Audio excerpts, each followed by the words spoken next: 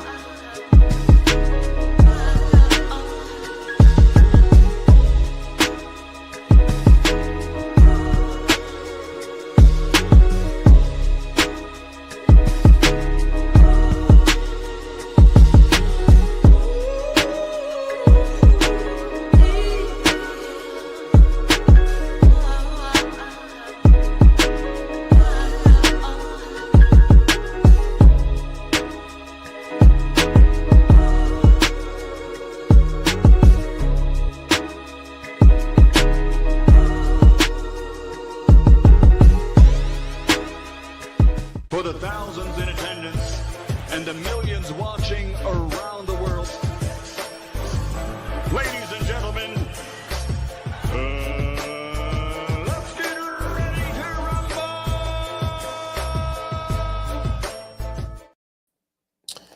Yeah. What's up, family? It's our boy, Coach Malachi in the building. We are back. True Media Podcast. We back up in this BI. You dig? Want to make sure I sounded good. Yeah, what's going on with everybody, man? Salute to the family, man. Peace to the family. We're gonna make it do what it do. Keep it, get it cracking, lacking. Shout out to Highlight Space in the other chat or with our bossman, Coach Malachi. Shout out to Highlight Space over there. Shout out to everyone that's rolling in on Instagram, on IG. Shout out to everybody that's rolling in on X. This is a subject matter I'm gonna be honest with you guys. I really didn't really care to talk about this. I'm not really, you get what I'm saying? I mean, it ain't really nothing to talk about. You get what I'm saying? I was like, man, let me go ahead and, I'll do a show on this bullshit right here. Cause it is what it is. Mama Hofiled, her son is, I think Oscar, they, at this point, they're like, we gotta see what this boy got. This is the sink or swim right here. We know that Renee was putting hands and foots on him in the second half of the fight. Renee even dropped Mama Hofield's son, dropped her son in the 11th round. You get what I'm saying? You already know. You dig? Yeah, my goddamn, y'all remember that? He fought goddamn Renee. That look, the Mexican, the little Mexican dude, man, that dude, look, Renee looked slow and all that, right? Renee looked slow. Guess what? Man, Renee was putting hands, man, shit. Y'all remember that? Mama Hofield's son turned her back on Renee and tried to run. Like literally turned her back and just like literally. Like go look at that fight. Like I think it was what round that was. That's the sixth, I think that was the 8th round or something like that. Like she just turned her back and just walked, like literally was finna walk out the ring. Then went to the corner and went to go sit down on the stool. Only problem is the stool wasn't there. True. Fella, I'm like, man, shit. I'm like, man, this motherfucker right here, if this motherfucker right here ever get in the ring with a, with a live dog, this motherfucker in trouble. All that other shit about, the 5 style, this and that. I'm like, man, look here, man, he ain't what you're saying he is. Some of these dads, not all of them, but some of these dads, man, they be, shit, man, bro, I don't even know what to say. Like some of these niggas, I'm like, yeah, I'm talking about you be hearing some miraculous shit. Niggas catching bullets with their teeth and, niggas catching bullets with their teeth. You get what I'm saying?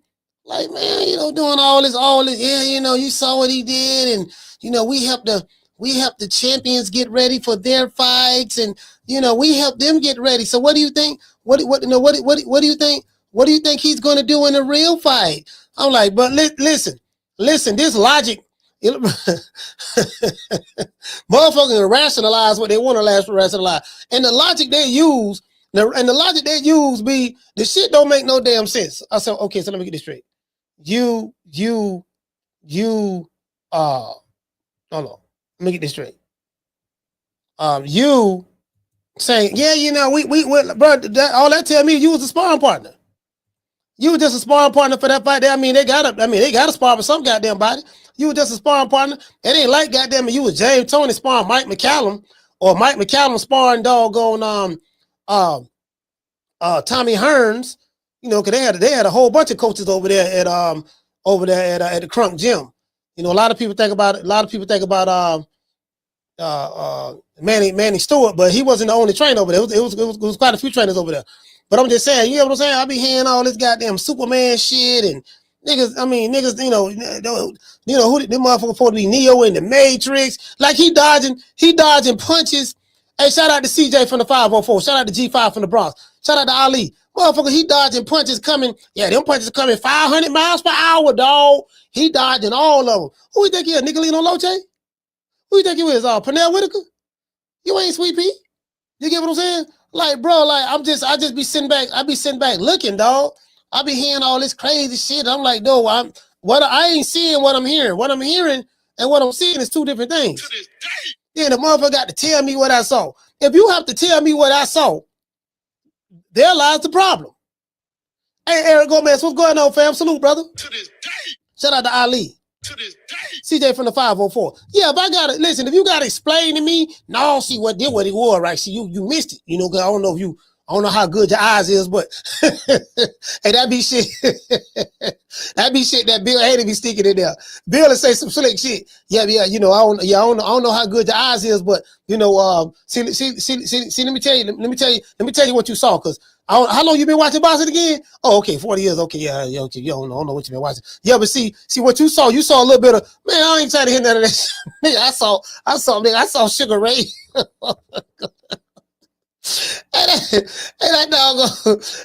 That Four Kings shit.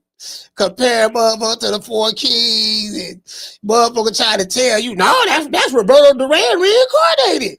A motherfucker who ain't never seen Roberto Duran fight go tell you that they fighter is Roberto Duran reincarnated, but you ain't never seen him fight.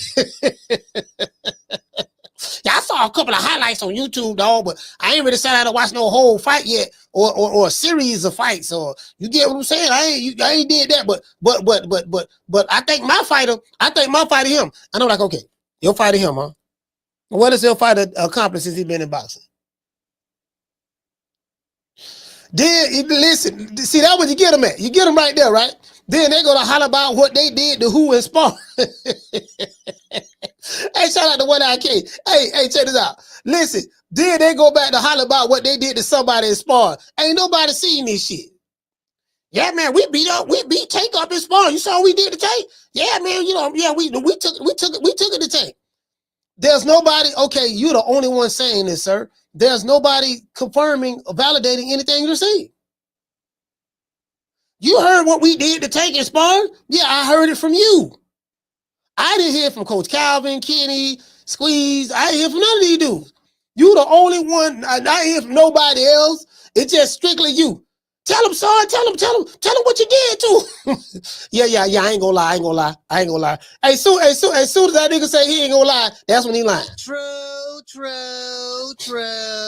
You got some motherfuckers say, man, look, I ain't gonna lie, then, and they gonna tell you the truth. Then you got some motherfuckers say, I ain't gonna lie, then they gonna lie to you. I gotta tell the nigga something. I'm like, man, all these motherfuckers there, man, shit. So, matter of fact, let's pull up Tevin Farmer, man. Let's pull up Tevin Farmer. Cause, you know, I'm not gonna sit here and lie to you. You know, I'm not gonna sit here and lie to you and say I'm this diehard Tevin Farmer fan. I'm not gonna sit here and tell y'all that. I ain't gonna sit here and lie. And I mean, I know he from Philly and all that stuff there. I knew he was trying to fight Tank a long time ago back in the day. I do know that. I met Tevin Farmer. He's a really, really nice brother. And like it's two fighters that are very, very nice.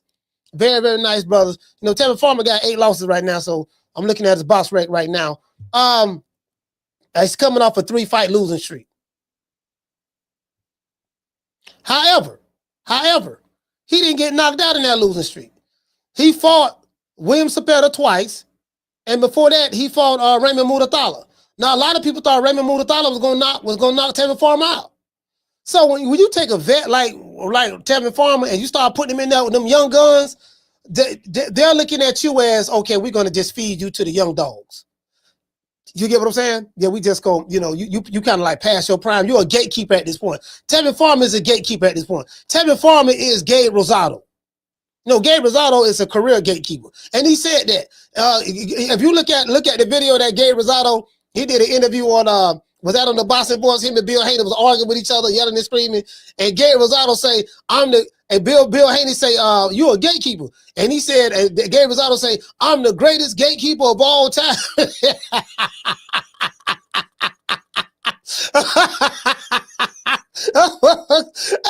Gabe Rosado out of Philly, right? Ain't he out of Philly? Puerto Rican out of Philly? Hey, so Tevin Farmer out of Philly and Gabe Rosado, I think Gabe from Philly too. Yeah, he said he was the greatest gatekeeper. I've never heard that before in my life, bro. I ain't know. He said it with his chest too. He stuck his chest out. I'm talking about that. I'm talking about Lou Ferrigno chest. Lou Ferrigno. You get what I'm saying? Well, Arnold Schwarzenegger chest. Lee Haney chest. He said it with his chest. He was like, yeah, nigga, and I'm the greatest gatekeeper of all time. I was like, damn. He said it with conviction. Hey, shout out to Mr. Golden. And then I looked at I looked at how many losses he had. I said, yeah, Gabe Rosado got about what, 15 losses? I was like, yeah.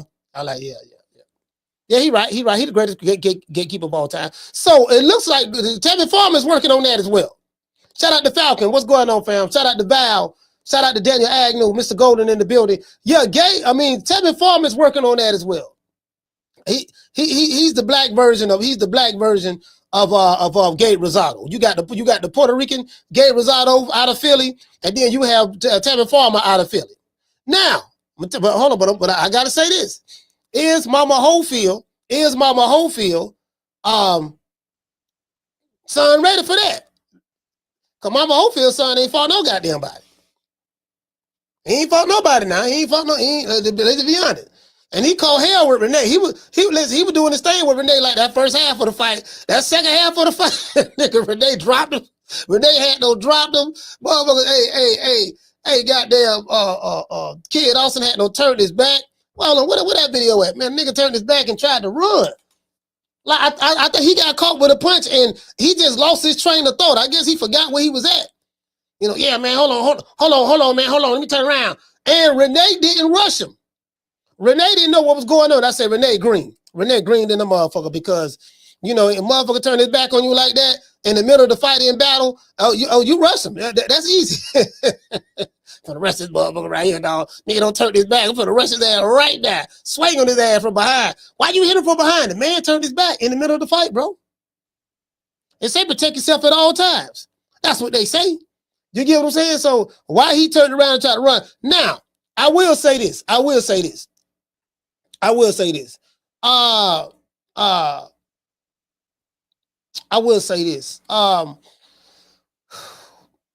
Kid Austin is athletic. He's an athletic fighter, but he's fundamentally flawed. And Tevin Farmer, as a matter of fact, I look at his losses. He lost 2 to Cepeda, 1 to Raymond Mutathala. Jojo Diaz beat him in a 12-round unanimous decision. And I think that's when Jojo was kind of still good, 2020.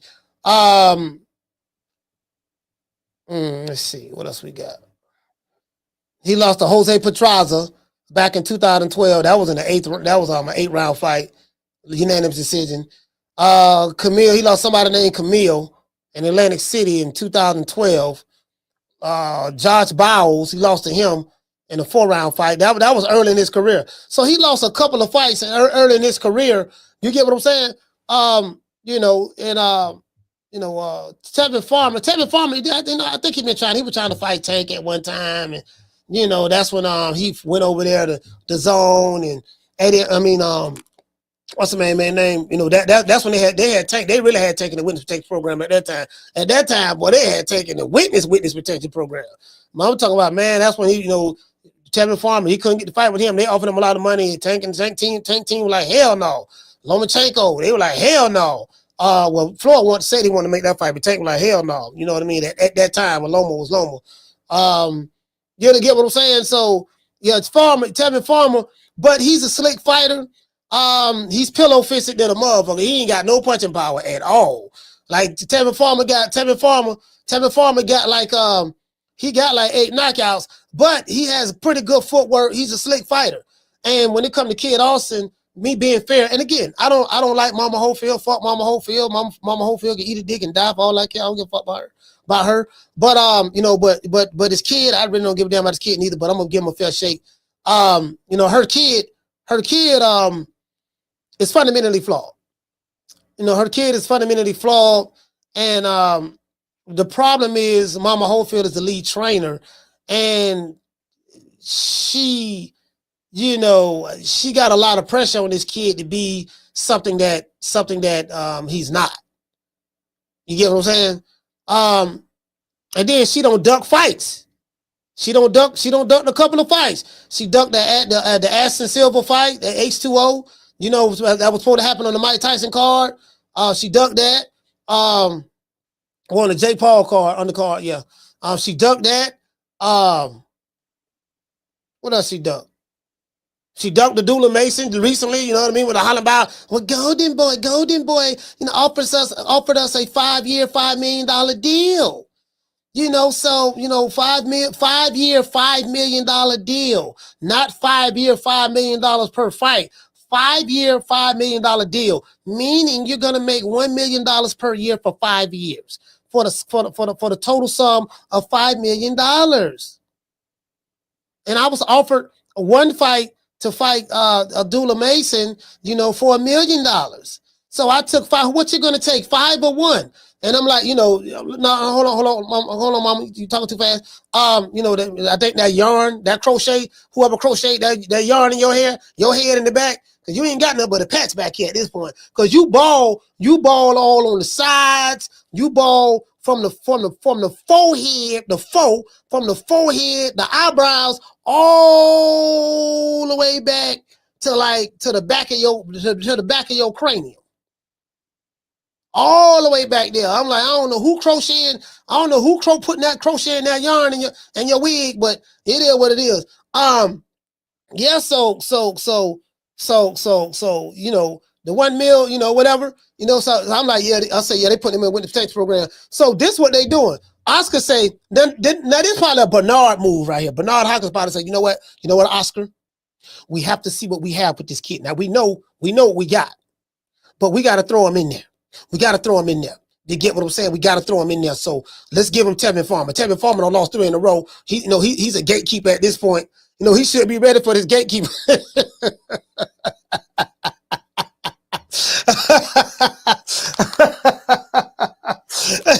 Hey, you gotta be ready. You gotta be ready for this gatekeeper now. I'm gonna put you down with the gatekeeper now. You know, we gotta put now. Now this the fight we're gonna see. We're going to see if Mama Hofield's boy is what she say he is. If she got any of that Henry Armstrong in her, any of the 5 styles that she could just pull out of her ass at any given time, you know, any of those 5, we finna find out against the gatekeeper on Tevin Farmer. True. Facts. It's showing up back. Now I know now he from Philly now. He is from Philly. You get what I'm saying? So, you know, he's from Philly. I mean, you know, I don't know if I can't say he's a good fighter.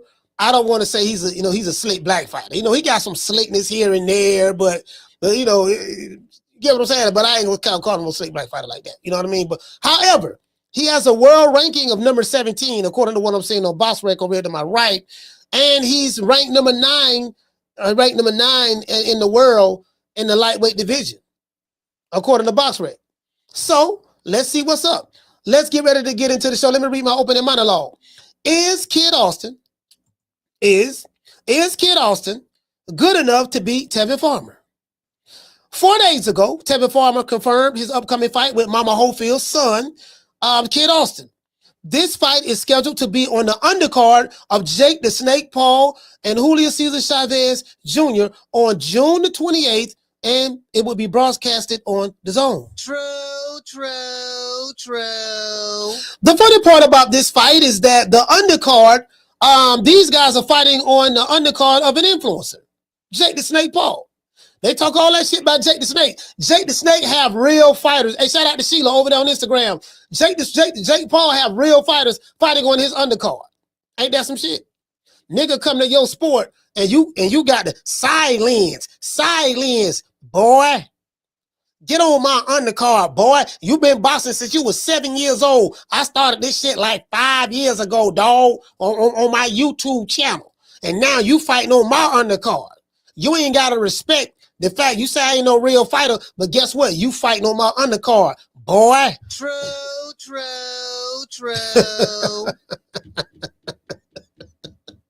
Nigga, Jake the Snake, but they say what they want to say about Jake the Snake. They can say what they want to say about Jake the Snake. Guess what? Jake the Snake a bigger draw than Tevin Farmer. Jake the Snake a bigger draw than Mama Hofiled son. Jake the Snake a bigger draw than Julio Cesar Chavez Jr. Jake the Snake is a draw.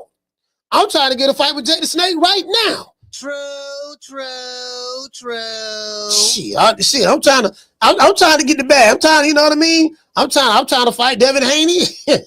You know, I probably better be death by 1,000 cuts. Well, I know he pillow fisted. But you know, I Devin Haney, Bill Haney said, no, that ain't gonna happen. He said, I'm an amateur. You know what I mean? But that ain't the point. The point is, I'm trying to get the bag. I'm gonna have to put out a video telling everybody that Devin is ducking me. Cause I got the receipts. Well, when I called Bill out, I say, no, I heard I'm on the list. When I was talking to Bill about the list, I said, yeah, I heard I'm on the list then. I want the smoke. He was like, no. His manager, his father, his trainer said no. So y'all heard it live. He rejected the offer. To this day. You get what I'm saying? He don't want the smoke. That's a duck. That's a duck in my opinion. That's a duck. Anyways, you know, I don't care about him being a world-class fighter or, you know, have years of training and he's in condition and, you know, I'm probably going to get tired after the second round. I'm probably going to be tired by the second or third round. You know what I mean? That ain't the point. The point is the man ducking. Those are the facts. Now, I wonder if Kid, now this is the problem that I have. I wonder if Kid will show up for this fight. You know, Kid Austin has a history of ducking. He has a history of not showing up for fights as of late. Soon as a big name fight come up, oh man, I hurt myself. Y'all remember that against H2O? Oh man, I put the cap on. No, Mama Hofiled came on my show. That's what she said. I gotta find that show. That's what she said that her son had ball surgery. He had surgery on his balls. Y'all remember that? On this show. They said live. He said, yeah, no, you know, my son. Oh, you know what? I think that was the time. I think that was the time. I think that was the time we fell out on the show. I could have been on that. Yeah, he said he had surgery on his testicle. He had testicular surgery. You know what I mean? I said, why he had testicular surgery? Well, you know, he didn't have any balls, so I had to take him to the hospital so we can get him some balls. True. Yeah. No, he said that on this show, fam. I ain't making this up. If you was here, you heard it. I'm gonna pull it up and play it again. I'm gonna put it up. I gotta find it. And when I make another video dissing Mama Hofiled, because I got some more ether coming for her. You know, I'm gonna play it. I'm telling you, bro. She said that shit. Literally, just volunteered the information. Just volunteered it. I was like, damn, dog, why you saying all that? Yeah, you know, hey, somebody, Laylo say that explains the decade. Yeah, man, keep talking about, hey, keep talking about doggone, yeah, keep talking about, I'm like, she just came over here. Yeah, man, my son, you know, me being a mother and stuff, you can understand what it's like being a mother, and you know, I used to breastfeed and all that stuff there, and you know, so stop, you know, don't do him like that. Don't you know, my son, he just had testicular surgery. You know, I mean, he didn't have any balls, so I had to order some from Amazon. You know, shout out to Jeff Bezos. I ordered some from Amazon. I ordered some balls from Amazon, and they came the next day because I'm a Prime member. And I went to the doctor, the ball surgeon. You know, he specialized in doing surgery on balls. And I went over there, and you know, I gave him the balls that I bought from Jeff Bezos. He said they was good. It was titanium, and you know, they was like egg weights. You know, we got the egg weights. You know, the same egg weights that Tyson Fury hit Deontay Wilder went and put a dent in his head? True. Oh goddamn, this nigga done came over here hollering about, man, come on, fam. So he has a history of ducking. Then we saw what he did to Shakur Stevenson. I'm talking about, bro, like, I ain't never seen no ducking like this here. Not only do you duck a week before the fight. A week before, like the week of the fight. You duck the week of the fight. But then, you went to talking about all this other shit. Shakur set us up. You know what I mean? He set us up. Bruh. Shakur, he ripped the passport. He ripped the page out of our passport. He stole our passports. Bruh. I say, which one was it? Did he steal the passport or did he rip a page out of the passport? Well, he stole the passport, ripped the page out the passport, then put the passport back at the living facility where we was living at without us even detecting it. Bruh. You can't make this shit up. And listen. Don't worry. I'm gonna release everything. I have the medical records. I have everything. I have the police reports. So I'm gonna show all of that. Mama Hofiled, you still ain't showed it yet. You are now rock. The stickiest of the icky. Yeah. You want to smoke with the old boy Rick James? You still ain't showed it yet. Bruh. Mama Hofiled, you ain't showed it yet. You ain't showed no paperwork yet. You get what I'm saying? So I'm like, yeah, ball surgery. Nigga then motherfucker laid up in the hospital with some headphones. Hey, put a punch drop. Hey, but y'all remember that time punch drop? Hey, you probably got that shit for punch drop too. I remember that time. Yeah, punch drop. Hey, everybody thought this is a true story. Everybody thought punch drop Boston had no died, right? But you had a bunch of racist ass motherfuckers. I don't know who Spanish over there or some shit over there on this channel. And they were like, hey man, R.I.P. They were like, man, listen, man, let's send out some special prayers to Punch. Send out some special prayers to Punch. He got in a serious car accident. So motherfucker went to talking about, yeah, man, he got in a car accident, man. Life and death. Nigga don't took a picture. Hey, check this out. You know how motherfuckers have shit they know. This nigga don't took a picture like in the hospital, right? He got this shit in his nose like this here. He like this here, like, yeah, man, I'm doing good. I'm like, damn, dog. He got the oxygen, he got the oxygen machine thing hooked up to his nose to help him breathe. He took a picture like this. Hey, I swear to God, dog. He took a picture like this here and gave a thumbs up. And everybody like, yeah, man, Punch. He's all right. He's all right. He doing good. He gave us a thumbs up. Then the motherfucker had to look at the picture. I think it was Carmen Serene, somebody, right? She said, wait a minute. There's some headphones. Nigga don't put headphones.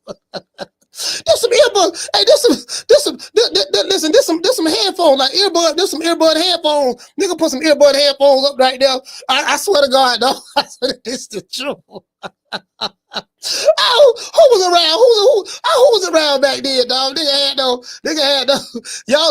Y'all look up Punch drunk and a car accident or some shit. Look that up, Google that. That might be on Google somewhere. Yeah, nigga. Hey, so I say that he got that shit for Punch. So yeah, but Mama Hofiled, kid, I was taking a whole nother level. All right, kid, lay down, don't move. Come on, you got to play dead. Come on. We're trying to garner sympathy from the public. They're not going to believe that we ducked again. True. Dad, I really don't want to do this. Son, come on, trust me. Just trust me on this. I'm telling you, you're going to get a wave. You're going to get flowers from all over the world. Don't you want flowers from all over the world? You know what I mean? I'm going to be able to, get some more mascara, some more lipstick, and just stuff like that. You know what I mean? Dad, so come on, just leave it. Don't worry about it. I'm going to take a picture. Hey, guy. Hey, I got this guy from Nigeria that we saw. That's here in Saudi Arabia. He's working as a slave over here in Saudi Arabia. So I got him playing but he's a DJ. He works for the Saudis during the day, but he's a DJ on the side. He's a part-time DJ. I got him here. Hey, play that Afrobeat song. I don't know which one it is. They play the Afrobeat song. Nigga laying there with the headphones on them. They got the machine. They got the machine on. Check it. I said these niggas, man. True. Bro, I ain't never seen that like this here. Motherfucker laid up. I thought that nigga was dead. Then he saw a video 2 days later, him running around and sparring, hitting the heavy bag. I said, how he recovered that fast? He was damn near dead just 2 days ago. We were talking to the doctor. We were making arrangements. we'll reckon them arrangements with the mortician and trying to figure out which funeral home we gonna take him to. Only to cut and find out 2 days later he don't rose from the grave like the Undertaker. He don't rose from the grave like the Undertaker. 2 days later, this motherfucker running around like ain't nothing wrong with him punching on the punching bag. To this day. Man, shit, you can't make this shit up, dog. Listen. This motherfucker like he nigga 2 days later, hey, the nigga got released from the hospital a few hours later. Yeah, we was in there for 2 days. Went in there for 2 days. Nigga was over there a couple hours. Man, this shit, boy, I like this shit. I'm like, man, do we know this motherfucker will show up for the fight? That's the big question. If I'm Tevin Farmer, listen, if I'm Tevin Farmer, I'm wondering, that got to be on his mind. If I'm Tevin Farmer, that has to be on his mind. Hey, shout out to Ready. Hey, shout out to Ready Fire Aim. Salute to you, fam, over there on Instagram. Yeah, that got to be on his mind. Man, I do all this goddamn training, spend all this money on training camp, and then, what if this nigga don't show up? What if he don't show up? You get what I'm saying? What if he pull out and duck again? That's what I'm worried about. You know, Mama Hofiled be having anxiety. I had anxiety, and I know I had anxiety one time too. But see, I don't have it any. I had it one time on the show. I don't have it anymore because I smoke some good green. True. If you smoking, listen, bro. If you smoke weed and you still have anxiety, bro, you got to be smoking. You got to be smoking Reggie. Cause if you get some, you got to smoke gelato, fam. See, gelato, what you got to smoke? I don't smoke nothing but gelato. If it ain't gelato, you get what I'm saying? You gotta smoke that real shit, dog. You can't be smoking that Mexican dirt weed. That Mexican dirt weed, boy, that shit trash. Yeah, man. You can get a whole pound of Mexican dirt weed for $300. You know what I mean? Yeah, dog, I got a pound for $300. You do? Man, I'm gonna take this pound and flip it. Yeah, good luck trying to sell that shit. To this day. Good luck trying to find some customers for that. You get what I'm saying? Anyways, as I said before, I wonder if Kid will show up for this fight. Mama Hofield's son has a track record of faking injuries and pulling out of fights. Kid Austin pulled out of a fight against Ashton Sylve back in 2024. Then Kid, when I think Mama Hofield said she had her son had ball surgery or some shit like that. Said it on this show live on air. Then Kid faked his death in Saudi Arabia, ducking Shakur Stevenson just days before the fight. Goddamn, they had to call everybody. Listen. They say Eddie Hearn called everybody. He got in contact with the electric company, and the electric company told him, "Look, we got a guy. He got a guy now. He works for the electric company. You know what I mean? But he's a part-time boxer. He boxes on the side. He's a full-time electrician, but he boxes on the side. You get what I'm saying? So, let me let him know. Hey, Josh Patton, what's up, baby? Yeah, what's up? What you doing? Man, I'm on this big ass light pole right now, trying to connect these wires so these people can have electricity, get their power back on. Hey, look here, man, I got a call from doggone editor Hitman Hearn. You did? Yeah, I got a call from him. He said he got a fight for you. For real? Yeah, he got one fight, man. Saudi Arabia, man. When the fight is? The fight in 2 days. In 2 days, that's a short notice. Yeah, we finna fight a kid, but the kid, the kid got scared, shake like booty meat. Nigga with a hollering about Shakur Stevenson poisoning them and Saudi, took out a seat, poisoning them, this and that, and all that shit there. Nigga went to the hospital for 2 hours, laid there like he was on his deathbed.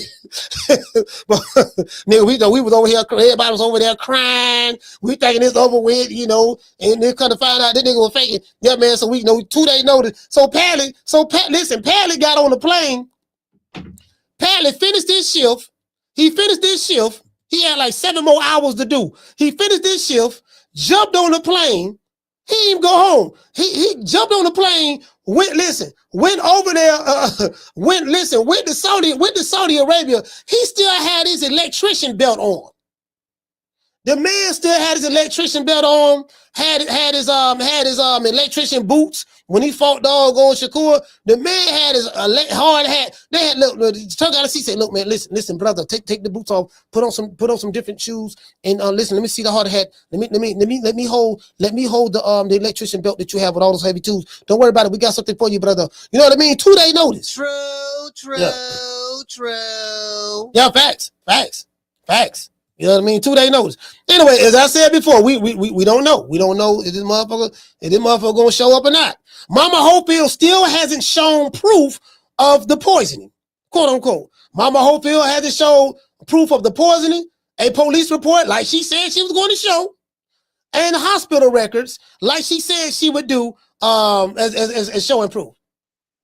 She ain't did none of that shit yet.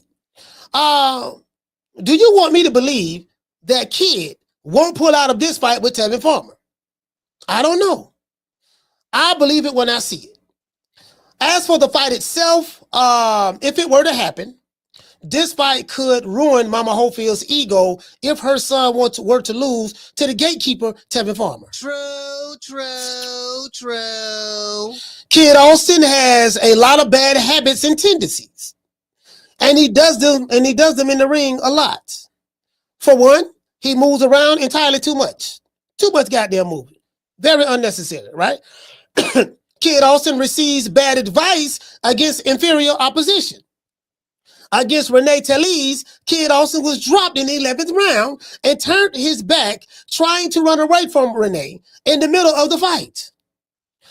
He got a gift in that particular fight, in my opinion, but he won't be able to make those mistakes against the Philly native, Tevin Farmer. I have Tevin Farmer, pretty much outboxing Kid Austin. However, if the fight were to go 12 rounds, because Tevin Farmer is pillow-fisted, if the fight were to go 12 rounds, I can see him getting robbed by the judges. I can see that happening. I only worry about Tevin Farmer getting robbed, as I said before, by the judges. In a recent Instagram post, Tevin let it be known that this fight is personal to him. Why? Because Mama Hofield's been running her pussy on Mill City Boxing again. True. Yeah, she been running her pussy, man. She been running her pussy again. Mama Hofiled, Mama Ho is what I call her. Mama Ho, nickname for Mama Hofiled. Mama Ho has been telling fools her son will stop Tevin Farmer. My son is going to beat up Tevin. Let's listen to what Tevin Farmer had to say about the bitch, Mama Ho, and her son, Kid Austin. Today's show is sponsored by Foster's Barbershop. If you're on the city of Tampa and you want to get a haircut and you want to have peace and, you don't want to have to worry about, 1,000 motherfuckers being in the barbershop with you, please download the app Booksy. That's BOOKSY, and look for Foster's Barbershop. It's right there in West Tampa, 1923 West Main Street, West Tampa, Florida, 33607. Historic barbershop, Foster's Barbershop. R.I.P. to Foster. Book an appointment. We serve drinks. Well, not we, but they serve drinks there. They have a tiki hut in the back, a golf course in the back, and they have a tiki bar and a tenderoni that will be more than happy to quench your thirst. From a liquid standpoint, no Diddy. True. Gotta say no Diddy now. Gotta say no Diddy. Yeah, you said quench your thirst from a liquid standpoint. What type of liquid you talking about? Are you talking about the liquid that Cassie was drinking? No, not that liquid that Cassie was drinking. We ain't talking about that liquid. We ain't talking about that. I'm just saying, like, alcohol. You may want some Henny on the rocks, or you may want some Ciroc, or, you want some scotch or bourbon. We talking about stuff like that. That's what we talking. We ain't talking about what Cassie was drinking. No, sir. No. We ain't talking about that at all. But anyway, before we get into the show, we got to say all praises due to the Most High, the Most Exalted, the greatest human being on the planet Earth. And I say that sarcastically, Mr. Al Heyman. Well, I guess I got to be like everybody else and saying Al Heyman. I can quit my job now, baby. 6 figures, baby. You feel me? I'm about to But a name. Do you have a name? Oh, nah, I ain't got no name, Name them names, man. They know who they is. Name them names, please. The names need to be named. They know who they is. The Mexican monster. As my good brother Tariq Nasheed would say, Mama Ho been over there, bussy popping that bussy. She over there popping that bussy. You get what I'm saying? Shout out to Tariq that she. Yeah, man, she be on there popping that pussy, man. Yeah, you know, Mama Ho. What Mama Ho? Mama Ho. Mama Ho. And you know what? You know what I want? I just want somebody. I want somebody to interview that whole ass nigga. Interview her and just say, you know, Mama Ho, how do you feel about? Because I saw a video where you said, well, you know, you love the name Mama Hofiled. Oh my gosh, I love it. Oh, for those who call, just keep coming, keep saying it, keep calling me that. So guess what? I promise you, I will keep my word. I will keep calling you that, Mama Ho. To this day.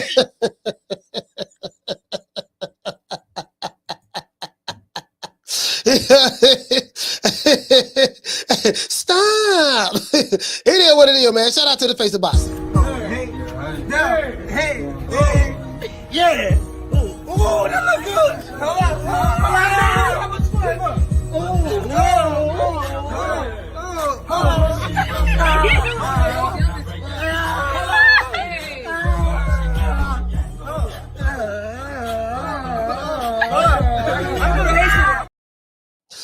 Listen, I'm gonna be honest with you, fam. From a skill set standpoint, I don't, you know, the thing is, Tevin Farmer is pillow fisted, so he got pillow for fist. And I know this is a setup fight, but this fight can go one or two ways. This is something that when we got to see what kid has. So again, I think this is I think Oscar them like, you know, we tired of this shit. You know, Mama Hofiled, we tired of her and her son's antics. We just gonna throw them to the wolves now.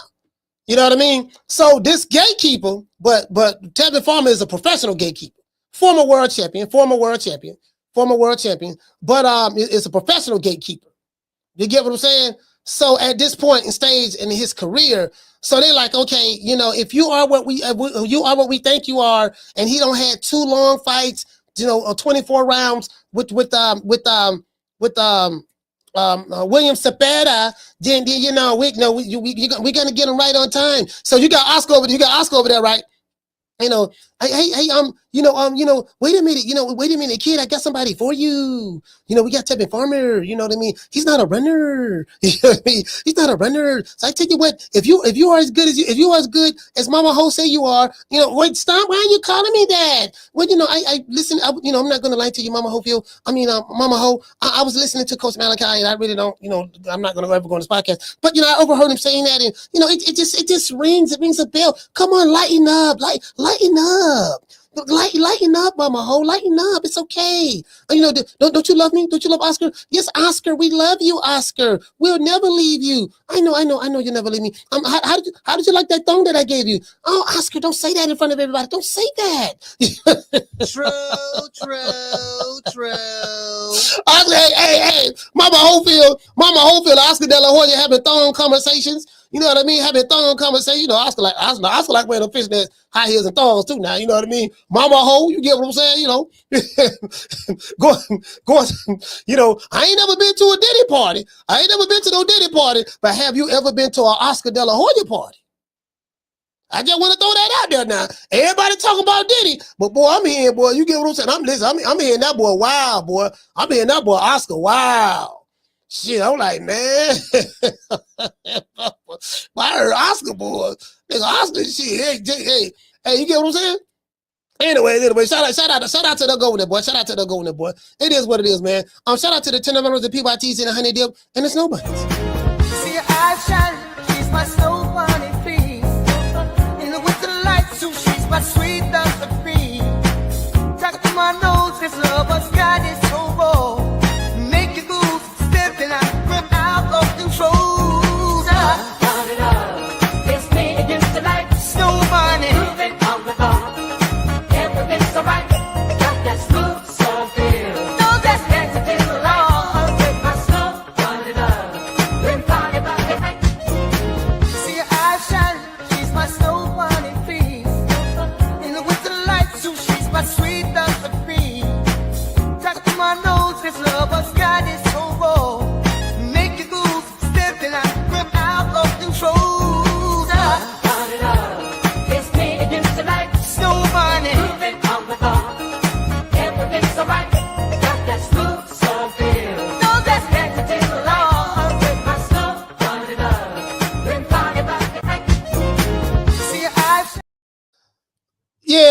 what it is, man. Mama Ho, you know, Mama Ho.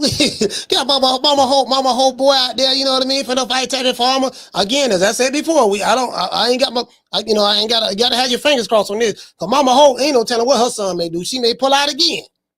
Much she pull out the fight. I'm surprised she got kids. You know what I mean? I'm like, God damn, but the pull out bandit lately. Shout out to SP got beats. All this pulling out. You know, but he shouldn't. Now this is the trap fight though. This is the trap fight because Tevin Farmer has never been stopped, and he's a pretty good boxer. He lost to some higher caliber fighters. He has. You know, when see this is the only problem about being pillow fisted.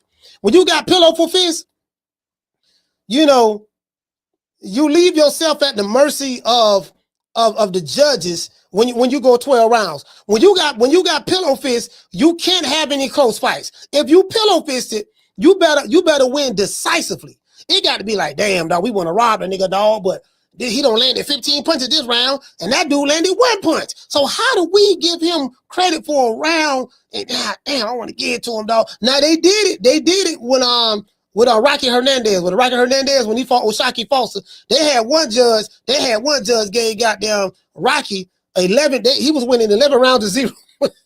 Motherfucker. Bro, there was no way, because it was clearly rounds he was losing in that fight.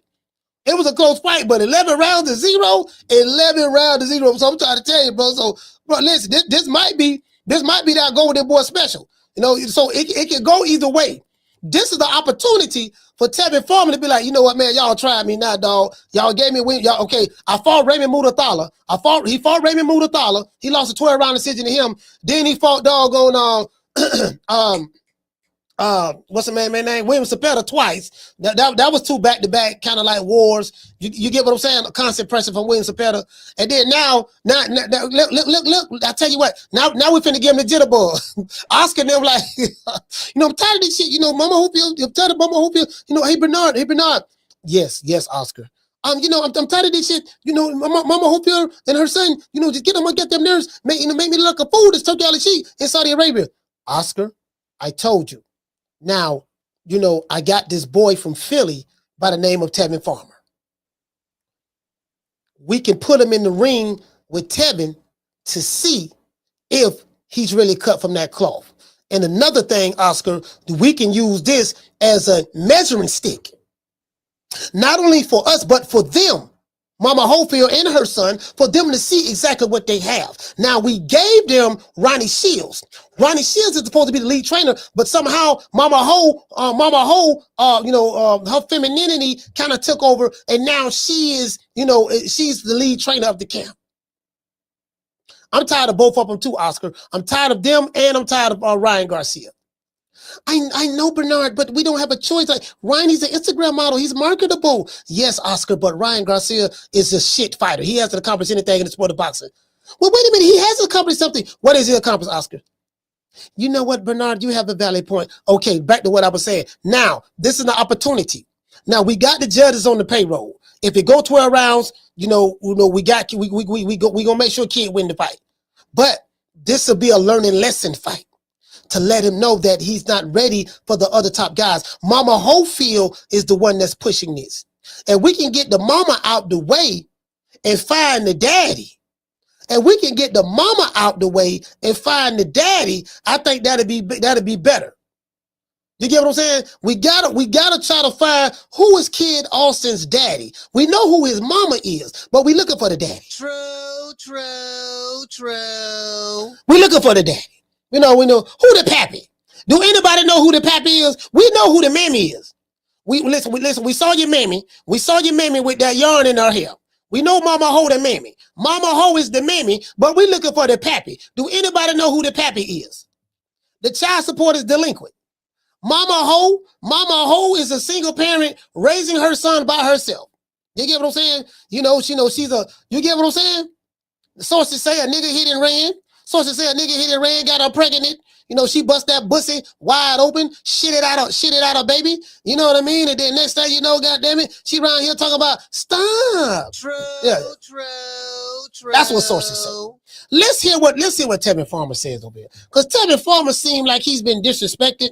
You know, he understands that he's a gatekeeper. Again, I like Tevin Farmer, but at this point in his career, you know, at this point in his career, somebody say, do anybody know how Camilla's doing? Camilla's doing fine. She's doing fine. She's doing fine, brother. She's doing fine. Hey, thank you for asking. She's doing fine. Let's see. What Tevin Farmer at? Tevin Farmer 38 hot. Like, yeah, the nigga trying me, dog. Y'all around here talking slick, talking that flim flam, popping that weak. You get what I'm saying? Let's see. What Tevin at? Did Tevin post this? See, did Tevin post this? Oh, here you go right here. I got it. I got it right here. Here go Tevin right here. Now, get me wrong now, you know, again, shout out to Tevin Farmer. Shout out to Tevin Farmer. You get what I'm saying? You know, we're going to see what's up. This could be a trap fight. This could be a trap fight for Mama Hofiled son. Now, here go Tevin Farmer. Y'all listen to this right here. Let's go. See, I was trying to play it cool. You know, just train, see you at the fight type thing. I was never the type to get on Instagram and talk shit or Twitter or anything. But you Schofield boys that made it real personal because y'all just talking too much. And people sending me interviews of y'all talking shit like crazy. Then it's personal now. I feel bad. And bro, I ain't Renee. That pressure he put on you, you turning your back? Don't do that shit with me. I ain't none of these niggas you used to. I'm a different type of animal. I'm from Philly. I'm a different animal, my boy. Yeah. Oh my gosh. Hey, you get what I'm saying? Hey, tell, hey, listen. Now, Tevin Farmer, Tevin Farmer, he's no kin to Melvin Farmer, but the founder of the A-Trade Gangster Crips out in LA. But shout out to Tevin Farmer. Shout out to Castor Shell. Hey, okay. Dropping that quote over. Bam, dub on your boy. Hey, Leroy. Super chat received. Playtime's over, boy. He said Kid Austin has turned down 3 fights with then undefeated fighters, including a reigning world champion. He said the fighter guy coming off 3 straight losses. Bro, you can't make this up.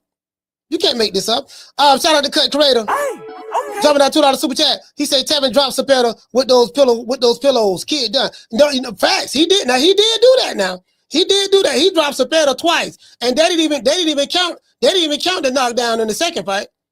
That was a left. That was a. I think that was a left hook to the body. I think it was a left hook to the body. Down from the bar, there's a platform stage. People pimping, sharp as razor blades. Yeah, I think that was a left hook. I think that was a left hook to the body too. They didn't even count it. Referee talking about something. No, ain't no knockdown. Sir, that was a clear knockdown. Like there was open space, hook landed, the pedal went down. Referee standing right there. No, there ain't no knockdown there. What? Y'all saw that? Yeah, we saw that. That was a knockdown. So this is what I'm saying. So these are the kind of shenanigans that go on in boxing. It's difficult. Fights like this, you can't really put no money on it. I'm gonna tell you why. Because you know what's going on in boxing. And guess what? Kid Austin is the A side in this fight.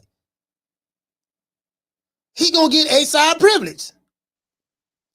He's the young black fighter that they got over there, Golden Boy. You know, we got us one black fighter. You know what I mean? And he know the 5 styles of boxing. The 5 styles. The 5 styles. Maybe Mama Hofiled can teach Kid Austin the 5 wrinkles in the forehead technique. look at the wrinkles in the forehead. The 5 wrinkles in the forehead technique. Boy, I'm talking about, boy, this is the ugliest woman I ever seen in my life. True. Lord have mercy. But this is an ugly bitch right here. I don't mean to disrespect women, but this is an ugly bitch right here with all that yarn in her hair and all that stuff there. Lord have mercy. Again, ladies, I do apologize. I normally have respect for women, but this one hoe, I just, I can't, you know what I mean? I can't, you know what I mean? I ain't got no respect for this hoe right here, you know what I mean? No, the hoe gonna be a hoe, hoe gonna be a hoe. Anyways, it is what it is. Let's hit this one more time.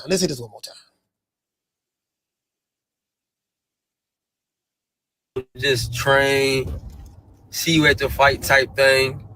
I was never the type to get on Instagram and talk shit or Twitter or anything. But You Schofield boys done made it real personal because y'all just talking too much. And people sending me interviews of y'all talking shit like crazy. And then it's personal now. I feel bad. And bro, I ain't Renee. That pressure he put on you, you turning your back, don't do that shit with me. I ain't none of these niggas you used to. I'm a different type of animal. I'm from Philly. I'm a different animal, my boy. Oh my gosh. Hey, you know, I'm not gonna lie, bro. Hey, shout out to Nesta Gills, man. Shout out to Nesta Boston Boys. Let's give Nesta a round of applause.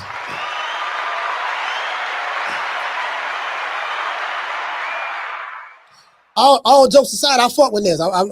That's one brother I'm anxious to meet, him and Two-Tone, but definitely Ness. I fuck with Ness because I remember years ago, bro, when I first started my channel, I didn't even have 10,000 subscribers yet. You know, I did kind of like take off a little bit. I mean, for my, you know, I started 4 years ago. Well, January of 2021. I think that was my first video. However, yeah, so yeah, that same year, later on in that year, Ness reached out to me, and Ness, you know, I don't even know, Ness had a lot of people on his platform. Ness, like small YouTube channels, medium YouTube channels. He didn't care. He's the only channel that does that. I mean, to that degree for his size, because Ness been in the game a long time, over 10 years at least over. Yeah, definitely over 10, probably about 12, 13 years, something like that. And yeah, man, you know, he was the first one that like kind of like, yeah, man, come on the show, man, you know, gave me some spotlight and stuff like that. So I'm always gonna be all right with Ness on the strength of that. I don't always agree with Ness on everything he say, but the level of respect is there because that brother, he was the only one that did that. He was the only one that did that, bro. Like he didn't have to do it. You know what I mean? So, you know, like so shout out to the Boston Boys. And y'all please, they have their border wars coming up as well. In Wisconsin. I'm gonna try to go to that. I'm not sure it's just that it be so hard, bro, because I ain't gonna lie, man, it's a lot of shit I'm doing right now, bro. Right now it's a lot of shit I'm doing, a lot of great things going, but I keep everybody posted. However, Tevin Farmer, I like Tevin Farmer though. Tevin Farmer is a good boxer. You know, he has a pretty, you can say he has a slick like defense, so to speak. He is a gatekeeper at this point in his career. Though, I mean, I would think that's fair to say. He's a gatekeeper at this point in his career. And I really don't know from a skill set standpoint, is Kid Austin ready for the talent level where Tevin Farmer is at? Now, is he in his prime? No, he's not in his prime anymore. But I'm just saying, you know, he didn't get stopped by William Cepeda, and he was fighting William Cepeda. No, he fought off the back foot a lot, but he wasn't. But he fought a mid-range. He really didn't have a choice to fight a mid-range because William Cepeda has like a swarming like offense. Like he'll swarm you. And you get what I'm saying? And he knew that he didn't have to worry about any hard punches coming back at him because Tevin Farmer pillow fisted. I mean, that's just the facts. No, he pillow fisted. So I mean he only has like 7 or 8 knockouts. And I think Tevin Farmer has had over 40, he's had over 40 fights so far. So, yeah. You get what I'm saying? But you know, again, I'm not going to just shit on Kid Austin. I'm not going to do that. I'm gonna shit on Kid Austin mama now. Her mama is fair game. I'm not going to shit on Kid, but I'm gonna shit on the mama. And even though the son like the father, but that's neither here nor there. But yeah, but me being objectively as possible, bro, like. This is gonna be a tough fight. This is gonna be a tough fight for this young man. It's gonna be a tough fight for this young man. It's gonna be a tough fight. You know what I mean? And you know, he's a former world champion as well. You know, I think Tevin Farmer been a champion, what, 2 times, something like that? 2-time world champion, something. Hold on. Let me look at his box rate. Let's look at his box rate right quick. How many times he been a world champion? How many times Tevin? I met Tevin, man. He's a nice guy. Really nice guy, bro. Like, he one of the nicest people you ever want to meet. One of the nicest people you ever want to meet. Yeah.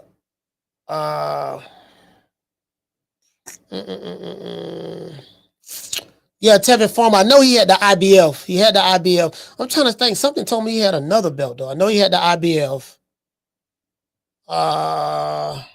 He lost the IBF to JoJo Diaz. I'm trying to say, did he get it back? Nah, he didn't get it back. He didn't get it back. My bad. He didn't get it back. I thought for some, I thought maybe he got the belt back or something. So I think he been a champion before. I thought he was a multi. I thought he was 2-time champ, but he's only 1-time champ. Them other belts, I don't count that shit. Discernment, what do you say, 2 times? Like what other belt he had, fam? I'm looking at his box rate right now. Did I overlook something? Let me see. I remember him with the IBF. I definitely remember that. No, he had the IBF.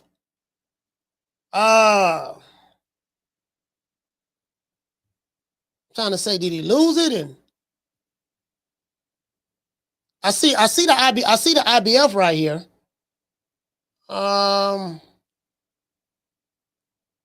Super featherweight. I remember that. I remember him losing it. I remember him losing the belt to JoJo Diaz. Remember that. He fought Raymond Mutathala. I saw that. We saw that fight. Yeah, so yeah, I think only 1 time, fam. No, I think only 1 time, fam. Yeah, he's only been a champion 1 time, from what I can see. He was the IBL super featherweight champ. But I think that's it, brother. I think that's it. So, he had the North American Boxing Federation. Listen, he had the NABF belt, the North American Boxing Federation belt. Are you counting that belt? Now he did have the North American Boxing Federation super featherweight belt. Are you counting that belt, fam? I'm just asking. Hey, I'm trying to, you get what I'm saying? Now, wait a minute. Now, hold on now, coach. You're wrong. He did have the NABF WWE belt. Stone Cold had that belt. The Rock had that belt. He won that belt WrestleMania. You get what I'm saying? Bro, this motherfucker. Hey, listen, boy, I'm trying to look. You know what I mean? So I'm like, okay. Now, I will say this. This is a test. This is a test for Kid Austin, because if Kid Austin is everything his mama say she is, if Kid Austin is everything his mama say she is, you know what I mean? The 5 styles of boxing. This motherfucker here coming in there. I'm just, wait a minute, stump. Wait a minute. You stump it. Mom, stop. Don't call me mom. Don't call me mom in public. Mom, why are you clenching your teeth? Captain Kid, stop it. I'm telling you. Wait till this camera go off. I'm going to get you. I'm now back to what I was saying. Hey, no, we got some questions for Kid Austin. No, don't worry about Kid. Don't worry about him. I'm going to answer the question. Talk to me. Look at me. Talk to me. Now, what is it you want, Mill City? Yeah, Mama, I got a super chat right here from Coach Malachi.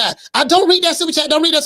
I know. Wait a minute, Mama. He gave $20. I gotta read it. Mama say, Coach Malachi say, where's the medical records at? And the police report when you said Shakur broke into your living facility and stole the passport. You said you were gonna show it. Coach got the video right here. Well, you said you were going to show all of that when everything is over with. What's going on? Look. We don't dwell in the negative realm. He's negative. We don't dwell in that. Do you know that? Mill? He's upset. He's mad because I invited him to my house. I gave him smoke some of my finest Reggie. And don't you know he insulted me? He told me that my Reggie was Reggie. He said I didn't have any gas, and he would never smoke weed in San Antonio ever again. True. Bro. Nigga, I don't smoke nothing but gelato. I'm telling you, I don't smoke nothing but gelato, boy. Boy, the worst thing you could do to me is offer me some Babbitt ass weed. I'm gonna say, my nigga, let me tell you something. Don't offer me this weed. This shit ain't good now. If this shit ain't good, I'm gonna talk about you. Miss Black Panther, I'm telling you right now, if you offer me some weed, I don't smoke no everybody shit anyway. I don't smoke no everybody shit. I'm telling you right now, I don't smoke, I do not smoke everybody weed. Now I'm good, dog, or whatever the case may be. But I'm saying, boy, but if you offer me some shit, Boy, it better be that motherfucker. I'm talking about it better be gelato. It better be gelato. That's all. It better be gelato, boy. You offer me some shit, and I smoke that shit, and I get a motherfucking and that shit gave me a headache. This nigga called. Listen, Mama Ho had 2 weed men, right? You know, she had 2 weed men. She had a blunt. I don't even smoke blunts. I smoke papers. Y'all know that I smoke papers and cones, right? I don't really smoke blunts. But she had a blunt. I hit the blunt and all that shit there. Shit ain't do nothing, dog. The shit ain't do nothing. Like, I have a bad weed experience in San Antonio because of who I met. In my mind, San Antonio got trash weed. I hope that this is not a representation, because you know that Mexican dirt weed trash. The Mexican dirt weed trash. He said, yeah, you smoking Delta 9. Nah, Delta 9 get you high. Delta 9 get you high, fam. That wasn't no Delta 9. True. That wasn't no Delta 9. She hollering about she was hot. And then the kid also like, you know what? I said, yeah, what's up? Yeah, I'm surprised. What you surprised about? My dad, I'm surprised my dad invited you over here. What do you mean? My dad never invites anybody over here. I said, yeah. No. Like all the years that me and my dad, me and my mom and living together, she's my mom, but I call her my dad. It just depends. You get what I'm saying. Just roll with it. Okay, yeah. So your mom, your dad. So shim, just say shim. You know what a shim is? A shim is a him and a she. If you take a she and mix it with a he, you have shim. True. Shim, Shim say, yeah, Shim never allows anybody to come over here. You know what I mean? Like for real, like this is something else. Shim is, Shim really likes you. But I didn't catch on. I didn't catch on when kids said that. Shim really likes you. I say, for real? Oh, okay. I didn't know he meant she really likes me. True. No, I didn't know. I wasn't picking up on the signs. I was like, okay, all right, okay, cool. Yeah, man. I'm like, yeah, man, she cool. Yeah, she cool. Yeah, Mama Hofiled cool, man. Yeah, Yeah, I mean, your mom, I mean, your dad, he all right, she all right, she all right, yeah, I ain't think nothing of it, but I caught on, now motherfucker, don't call the backup weed man. Listen, after I clowned him about the first blunt, he called the backup weed man. Oh no, wait a minute, you're not gonna be talking about my weed. You're not gonna be doing that. You're not gonna leave here and tell everybody that you smoke regular with me. No, it doesn't happen. Hold on, I got another guy.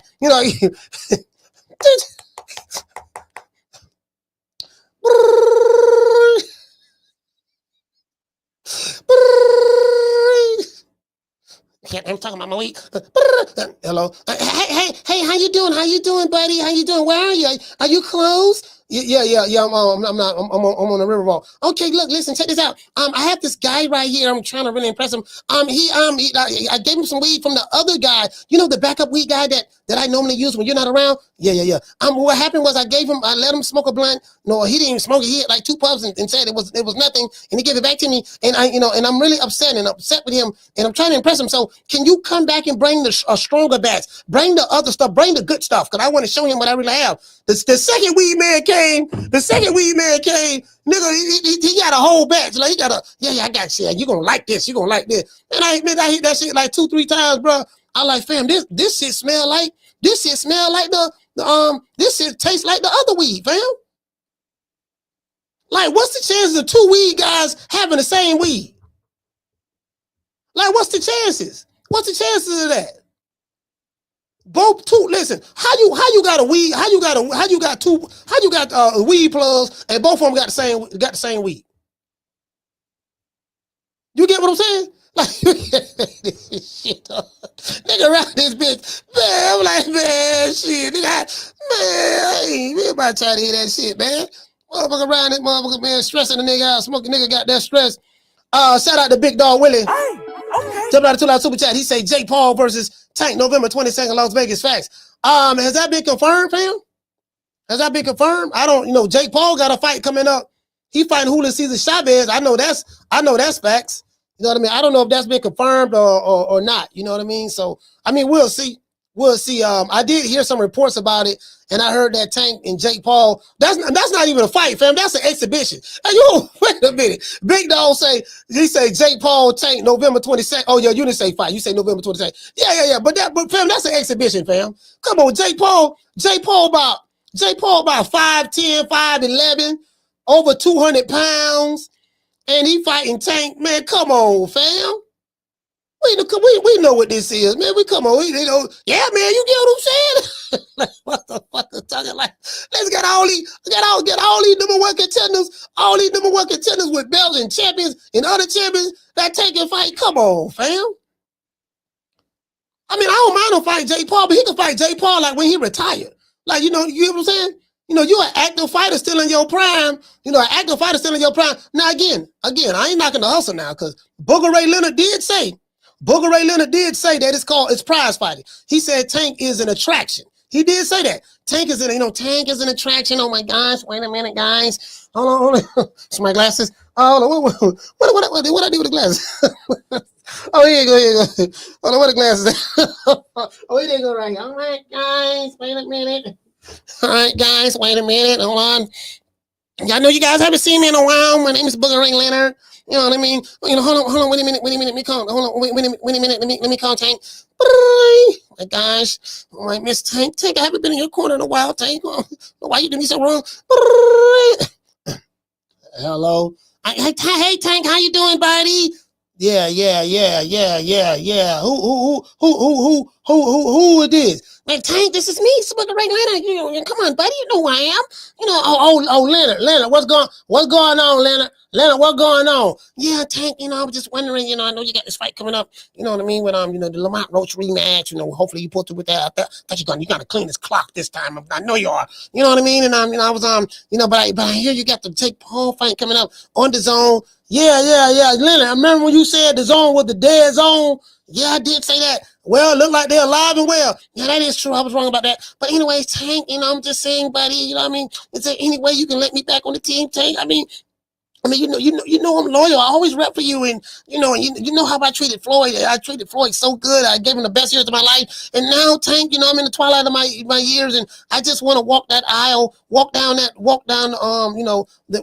aisle to the ring and work the corner just one more time. You know what I'm good at. I'm good. I'm good. Yeah, Leonard. You know what I mean. But I got Calvin. I got Barry Hunt over there. I got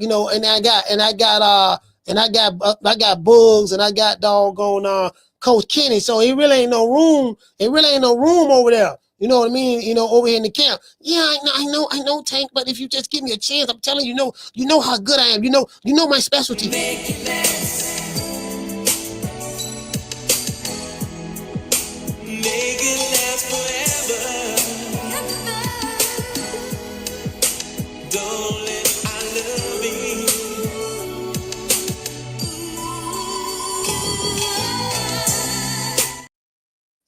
Hi, you guys. I'm Leonard. Leonard, are you biting your bottom lip? Yes, Floyd. Floyd, I enjoyed it so much. Leonard. This guy's clowning me everywhere I go, Leonard. They're clowning me. They talking about, in between rounds. Like I said before, when you was rubbing my nipples in between rounds, Leonard, you was smiling. You had the bedroom eyes on, and you was biting your bottom lip. Like, Leonard, why were you biting your bottom lip? Well, looking at me with the bedroom eyes, lowering your gaze with a pleasurable look on your face. What was that all about? Well, Floyd, I'm just so happy and thankful. When you caught me in the crack house when I was in DC. I left DC, Floyd, and I was on that good scuttle and people pick up my nose and my nostrils and stuff like that. I don't know why, but that's neither here nor there, Floyd. Floyd, I'm just saying, Floyd, you saved me and everything. We've been doing good together, Floyd, and I'm just showing you my appreciation. I know, Leonard. I know, and this is why I saved you from Jay Prince when he threw you in the trunk. I know, Floyd, I really appreciate you. I love you. You just don't know. You don't understand what this means to me. You know what I mean? Floyd, do I have your permission to go work Tank's corner? Leonard, if if that's what you want to do, if you want to work with Tank, you can. But you're fired. True. Goddamn Floyd don't fire Booger Ray. He don't fire him from Mayweather Promotions. Booger Ray ain't been the same, dog. Y'all, hey, listen. Y'all get in contact with Booger Ray. Let him know. I'm looking for a co-host. Right now. Let Booger Ray know to listen to True Media Podcast. We are here. We're looking for a co-host. It's two people that can come on this show and co-host. Booger Ray Leonard or AB. We can get Adrian Broner. You know, we can get AB, Booger Ray or AB. AB shooting better than broke dick dog right now, boy. AB need the money bad. You get what I'm saying? You know, I split the super chats with him. True. I do that. True. Hey, you know what? Hey, shout out to C Love. Listen, tell AB I split the super chats with him. I ain't greedy. I'm not greedy. You get what I'm saying? I give him, you know, we'll do that. Anytime some cash apps come in or super chats, 50% go to AB. I do that for him. You know what I mean? Because I like AB. I do like AB. You get what I'm saying? I mean, he kind of like, you get what I'm saying? You know, he washed up now. He is washed up. Shut that soft ass shit up. And the best man Shut to that win. soft. That's some soft ass shit. Shut that soft ass shit up. All that soft talking. I know you can do it, man. You got to. Man, shut that soft ass shit up. Yeah, man, we got to get AB a job. Listen, you know what we need to do? We need to talk to Ness. See, can we get AB on the boxing boys? You know what? All jokes aside, a lot of that I think that'd be a good idea. Ness should do that. All them washed up dudes who washed up, they past their prime now. But you know, the boxing boys is a platform that everybody in boxing know about. Everybody know about the boxing boy. Yeah, just go over there, be a co-host, say, look, AB, you can come over here once a week, have Booger Ray come over there. People ask Booger Ray some Booger Ray questions. You get what I'm saying? They, you know, about the fight game and contracts and stuff like that, and who decking who and all that stuff there. You get what I'm saying? You know, like he can do that. Like for real though. Yeah, Mama Ho. Get Mama Ho on there. Anyway, let's see what the people talking about. Because we do it for the people, by the people, other people, because we come from the people. Let's see what the people talk about over here. Y'all need to see this. Let me see, can I blow this up? A lot of people got a whole lot to say. All right, here we go. Tevin Farmer says right here, this on this video, he said he gonna quit. Talking about Mama Hofield's son. He said these type of fights way too early. And he's way too green. You want big fights? I'm gonna show you that you ain't ready for big fights yet. Now this is what doggone Tevin Farmer say. Now, of course, this was my reply. I'm over here doing what I do best, hating on Mama Hofield. Tevin Farmer is going to school Mama Hofield's boy. Hopefully, Oscar De La Hoya doesn't pay the judges off and rob my boy Tevin. I'm riding Tevin Farmer on this one here. I'm definitely riding with him. It is what it is. You get what I'm saying? You know, some say that might be a hate pick. You know, potentially it could be a hate pick. But also, not only that, all jokes aside, from a stylistic standpoint, I could potentially see this being a trap for Kid Austin because, you know, he's a very athletic person, but he's too muscular. And he telegraphs a lot of his punches. He throw those wide ass hooks. Don't work behind the jab. And he's very, you know, put together from a physicality standpoint. No Diddy, but that's the problem. All that jumping around unnecessarily. And I just think that Tevin Farmer is going to be able to swim and not get wet in this fight. He's going to see that shit coming from a mile away. Because if you telegraph and shit against Renee and all these other dudes, you know, you do, and you pretty much fighting the same style. Now I did hear Mama Ho did say that, you know, wait a minute, you don't understand when my son fought Renee, you know, that was the Henry Armstrong style.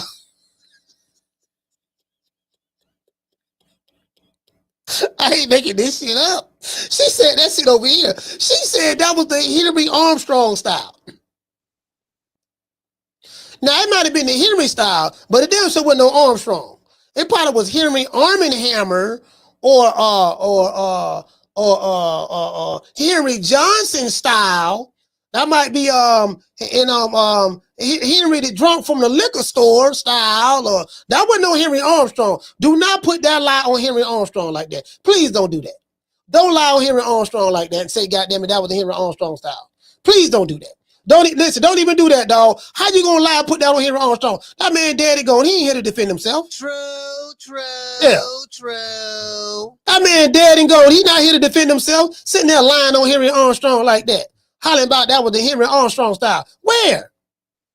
Turning his back on Renee, and trying to walk off in the middle of the damn fight. You know, like that wasn't no Henry Armstrong ain't do that shit. Nigga talking about something. You know, Henry Armstrong, the 5 styles. You know, fuck you. You know, so you think your skills are better than mine? Hey, wanna try to battle me? Hey, come on. I'll show you. Meet me at that wing ping pain school at 3 o'clock. True, Yeah. true. Nigga talking about, true. nigga sitting there talking about the goddamn, you know what I mean? Nigga talking about some goddamn the 5 stars. Bro, you know, as soon as he said that shit, I went to think about back in the day when I was young. I used to watch the Kung Fu Theater. All you jitterbugs, y'all look up Kung Fu Theater. I used to watch Kung Fu Theater back in the day, and they had the Wu-Tang. You know, they had the the 5 deadly venoms. They had doggone different styles. Drunken Monkey. The Crouching Tiger, Dragon style. The Crane, the Striking Cobra. You get what I'm saying? All these different styles, right? So every time I hear this shit, I'm saying this nigga here, man. I say that's when you hear a mama, when you hear a boxing mom talking like that, that's the pure definition of catching bullets with your teeth, literally. I am sick of hearing these bullshit Superman stories about the Wassa legendary Bruce Leroy catching bullets with his teeth. Catches bullets with his teeth. Nigga, please. Yeah, nigga, and all these goddamn styles and all that shit there. Let's see what the people talk about. This brother right here named Rose, he said they trying to make you a gatekeeper just like Pedraza, bro. You gotta make a statement. And this will humble the Schofield. He said Keyshawn will be humbled next. Okay, all right. Let's see what's up. Let's keep going. Let's see what they say. Well, let's say Bosshead TV say I agree. Gillen said that that's what I said, bro. Should be fighting Shakur right now. Now Tevin Farmer, now tell footwork and the boxing world and boxing would give hella problems. All right, Rose say I didn't say he was. I said Keyshawn will be humbled next, meaning his time is coming soon. Okay, all right. This guy said Keyshawn the new bud. All right, let's see what's up. I don't know about all that. And this guy right here said, I said what I said, and I meant every word of it. so they having a tear a Bud Crawford argument. I ain't going through that. This guy say Raymond Mutathala. He said Mutathala ain't trying to fight, and Cepeda fighting Shakur. Edwin. Cepeda. Cepeda fighting Shakur, and he say and Edwin will be whoever fight. Edwin will be fighting Keyshawn. That's who Edwin is fighting. This guy say he's the new version. I could agree with that. I could agree with that. He do kind of fight like him. I don't know what they talking about. Listen, Tevin, they got Tevin Farmer, the gatekeeper, man. They making this man the gatekeeper. This dude right here say, can't wait for you to crush this nigga. Don't nobody feel it like the Hofield. I'm telling Mama Ho. Don't nobody feel it like Mama Ho. I can tell you that right now. Don't feel it niggas don't like Mama Ho at all. Tevin Farmer, okay, look at Tevin. Tevin say he gonna take him to school. You get what I'm saying? You know what I mean? Listen, he said me too. He posting all these videos of all that fancy footwork. He said, I hope Tevin make a run face fist. No, face first into some shit. Yeah, but your Mama Hofiled showing. You see. Did you see what my son is doing on the pad? What do you think is going to happen? What do you think is going to happen when my son does that? And I'm like, fam, this what be throwing niggas off. That pad work. See, these are pad work fighters. Niggas looking good on the pad work, right? They don't do none of that shit you saw on the pad work in the ring.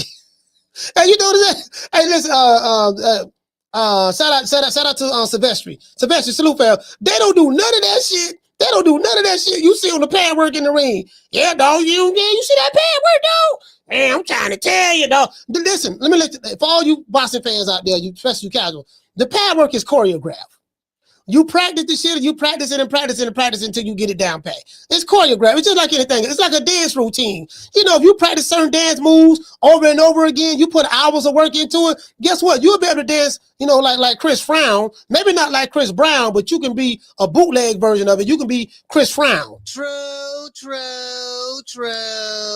You can do that. You get what I'm saying? But if you rehearse it over and over, it's choreographed. That's all it is, fam.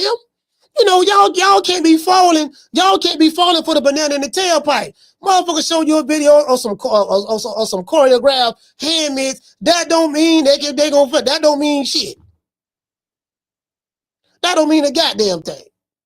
Man, you so now that shit a fool a nigga on the street though. On the street, you can get a nigga. Man, you see how that nigga hit the man? You saw how that nigga hit that pad work, man? Yeah, man, that nigga was throwing that shit, boy. Fast in the motherfucker too. Yeah, but wow, shit. If he got in a fight with a nigga on the street, boy, a nigga on the street don't stand a chance. You get what I'm saying? And then when he get in the ring with a real boxer be like, okay, he doing all that pretty ass shit. Hey man, you finished, man? Come on, man, come get this work. The fundamentals beat that pretty shit 7 days a week, twice on Sunday. The fundamentals will beat that pretty shit, and then they be doing all that pretty shit, can't get around the jab. Hey, shout out to SP Got Beats. Be doing all of that pretty shit and can't get around the jab. Don't work the most important punch in boxing, which is the jab. It ain't a punch in boxing more important than the jab. Why? The jab is the first punch you learn how to throw when you first walk in the gym. They show you how to step with the lead. Well, they show you how to hold your hands up first. Hold your hands up and proper foot placement. That's what they show you walk in there. Hold your hands up, proper foot placement. You get what I'm saying? Then they throw the jab. Okay, step with it. Step with it. And then you practice it over and over and over. You get better at it doing shadow boxing. You strengthen it by punch. Matter of fact, let me show you my main man. Let me show you my main man.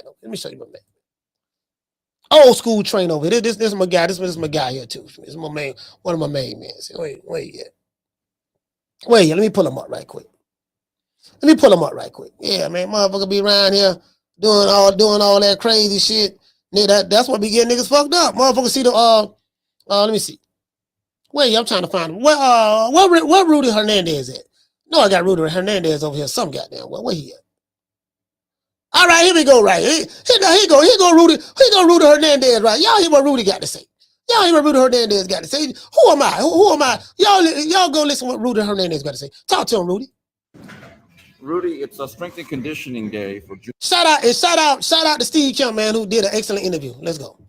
Junto Nakatani, at least your version. Explain it. Rudy, it's a strength and conditioning day for Junto Nakatani, at least your version. Explain it. What's going on here? They're working hard, huh? Yeah. Well, shadow boxing. They're starting.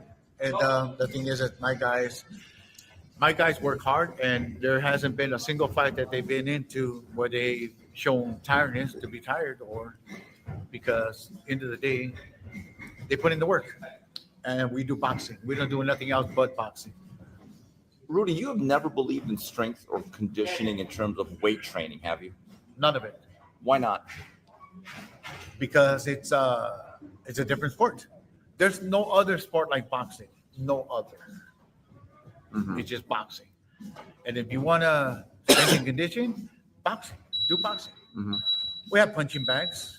We have sparrings, and we have, when we use our tools here. Hey, shout out to Rick Tills. Rick, what's going on, man? Southside Houston, man. Shout out to Sheila. Shout out to Miss Sheila from Houston, Southside. Boxing, we get fighters ready. How many rounds will he shadow box today then? What's the regimen? 12. 12. Yeah, he'll do 12 rounds. Different tempos, pace, all that. Yeah, a little bit different. This is called the Mike Alvarado workout. Mm-hmm. Because you came out with that with the Brandon Rios rematch, correct? Well, yeah, on the rematch against Brandon Rios, Mike Alvarado had an injured hand. So, as a coach, we have to think sometimes outside of the box. And so I came up with this workout, and it's been very successful. Mm-hmm. Listen, see, Rudy Hernandez is an old school trainer.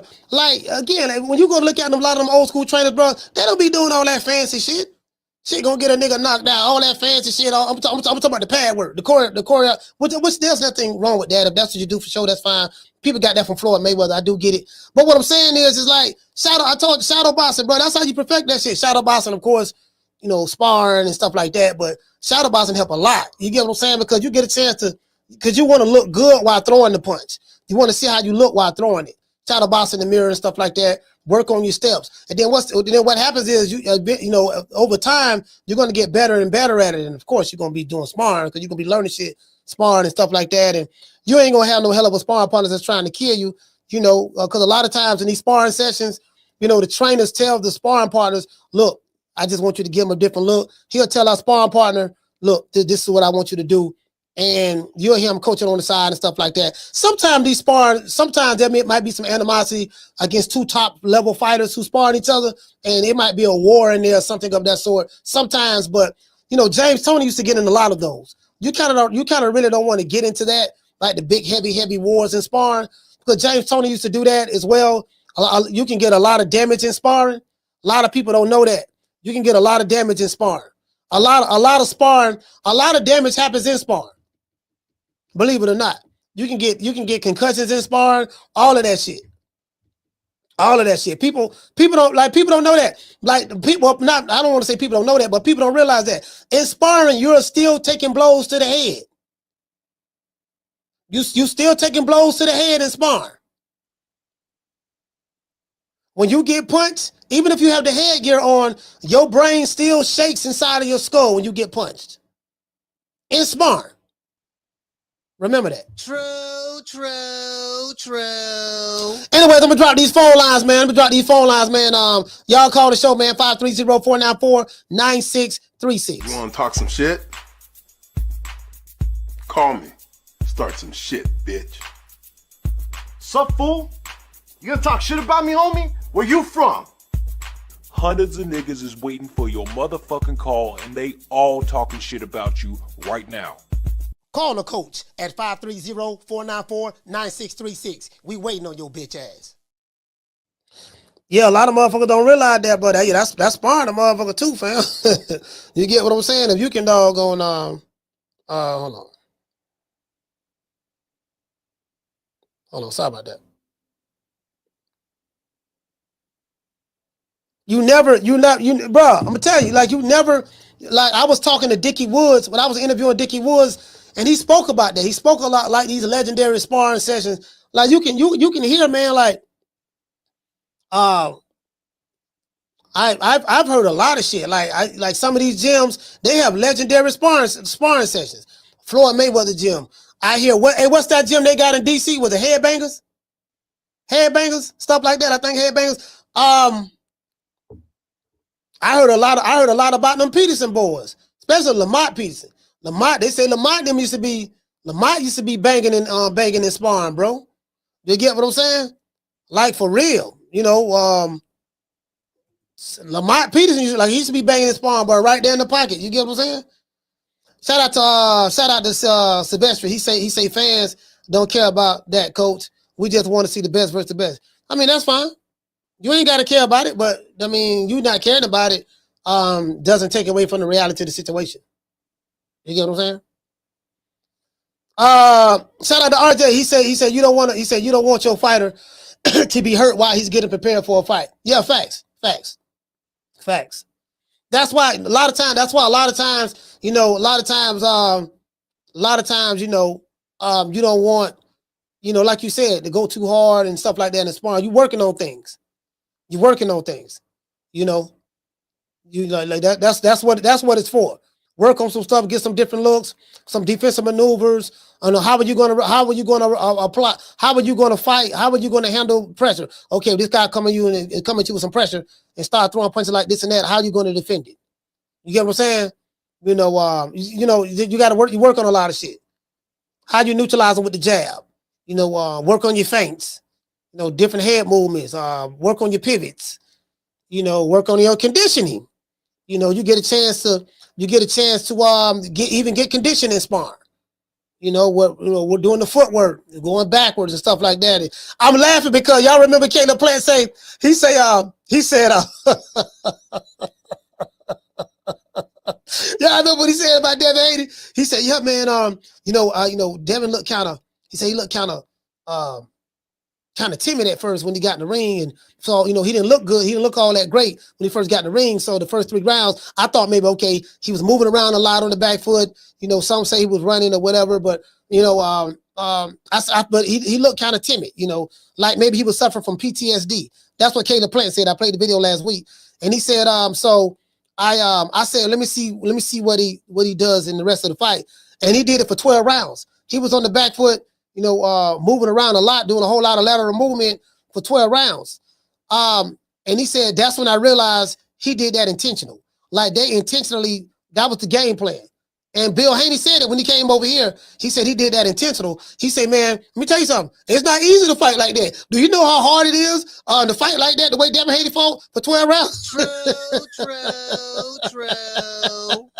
Hey, Caleb Plant say, yeah, man, that wasn't easy, man. Wasn't easy, man. Yeah, man, so it is what it is. He said, yeah, man, you know how hard that is? You know, you're going to get some big-ass calf muscles. You know, do you see how big his calves is? He got some big calves. Nigga calf muscles be. Hey, JC said sweet science. He said it's sweet science. Yeah, man. But I told Bill, I was like, yeah, man, I ain't gonna lie though. I ain't like that style. Not for that fight. Not for that fight. Because I think Devin probably could have fought him the way he fought Regis Prograis and been just as effective. He could have been just as effective. Shout out to Schoolo. Schoolo, what's going on, fam? SP got beasts in the building. Yeah, he could have been just as effective had he opted to fight him the other way. You get what I'm saying? Shout out to Master Goku. He said we got Colombian, our gym. He hit like a rock. Crazy dude is 22. Oh, you got a Colombian that hit like a rock? Oh, okay, Master Goku. That's in the other chat. Matter of fact, let's pull up Master Go. That's in the other chat. Yeah, man. Let's see what's up, man. Hold on. Matter of fact, let's go back over here to see what the people talk about over here. Tevin Farmer. Tevin Farmer, this is what the people saying. He said, man, me too. He posting all of those videos with that fancy footwork. This guy say, Floyd gonna knock your boy eyes straight.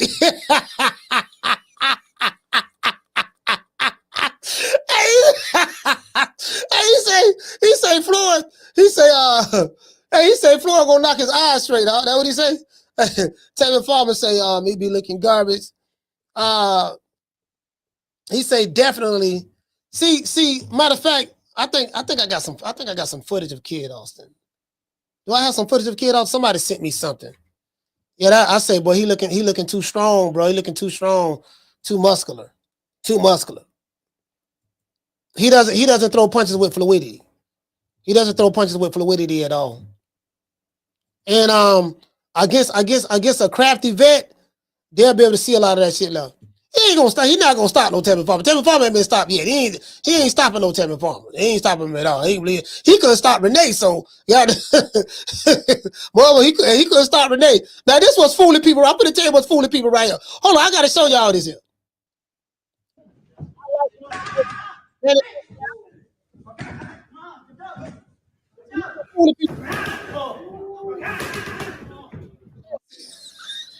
See back in the day, now Manny got some big ass calves. Y'all see how big his calves is? He got them pop out of Sailor Man calves. God damn.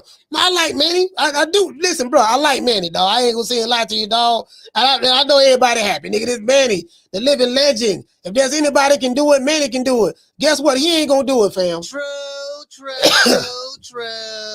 He ain't gonna do it, dog. He ain't gonna do it.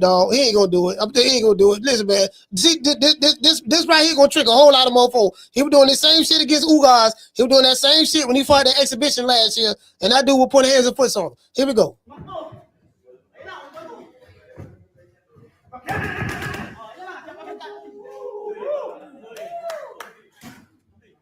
I mean, don't get me wrong. It looked good. It looked good. He 40, but Manny Pacquiao 46, dog. Mario Barrios gonna beat him, dog. Mario Barrios gonna beat him.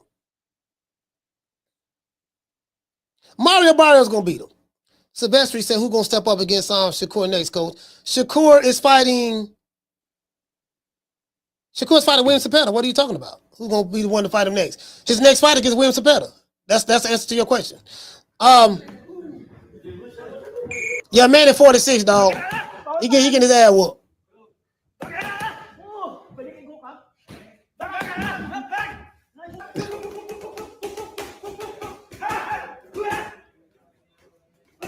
Yeah, see.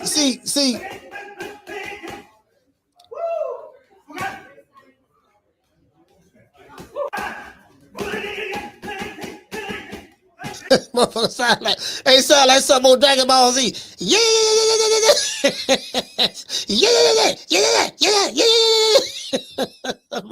Y'all know what got there with Vegeta, when Vegeta and Frieza was fighting each other, throwing 1,000 punches. Yeah.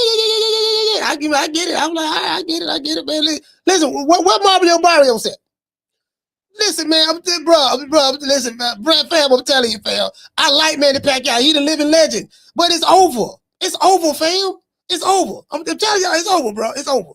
You get what I'm saying? He's still a legend, but he don't, the legendary, I'm telling you, bro, fam, I'm not even a Mario Barrios fan like that. I'm not. I'm just being honest. I ain't really no Mario Barrios fan like that.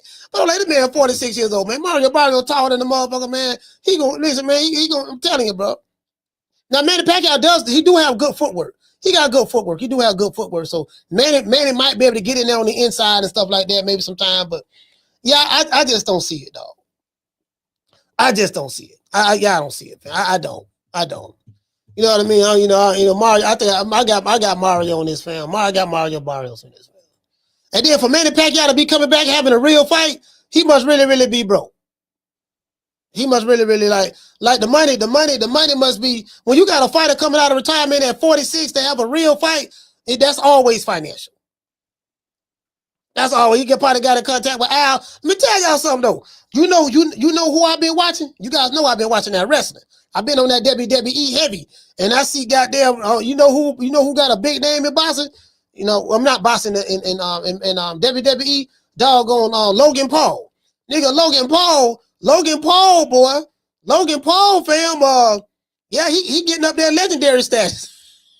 Motherfucker, Logan Paul. Listen, Logan Paul finna take over wrestling, and Jake Paul taking over boxing. True. Logan Paul taking over wrestling, and Jake the Snake taking over boxing. That's what's gonna happen, fam. I'm telling you. That's what's gonna happen.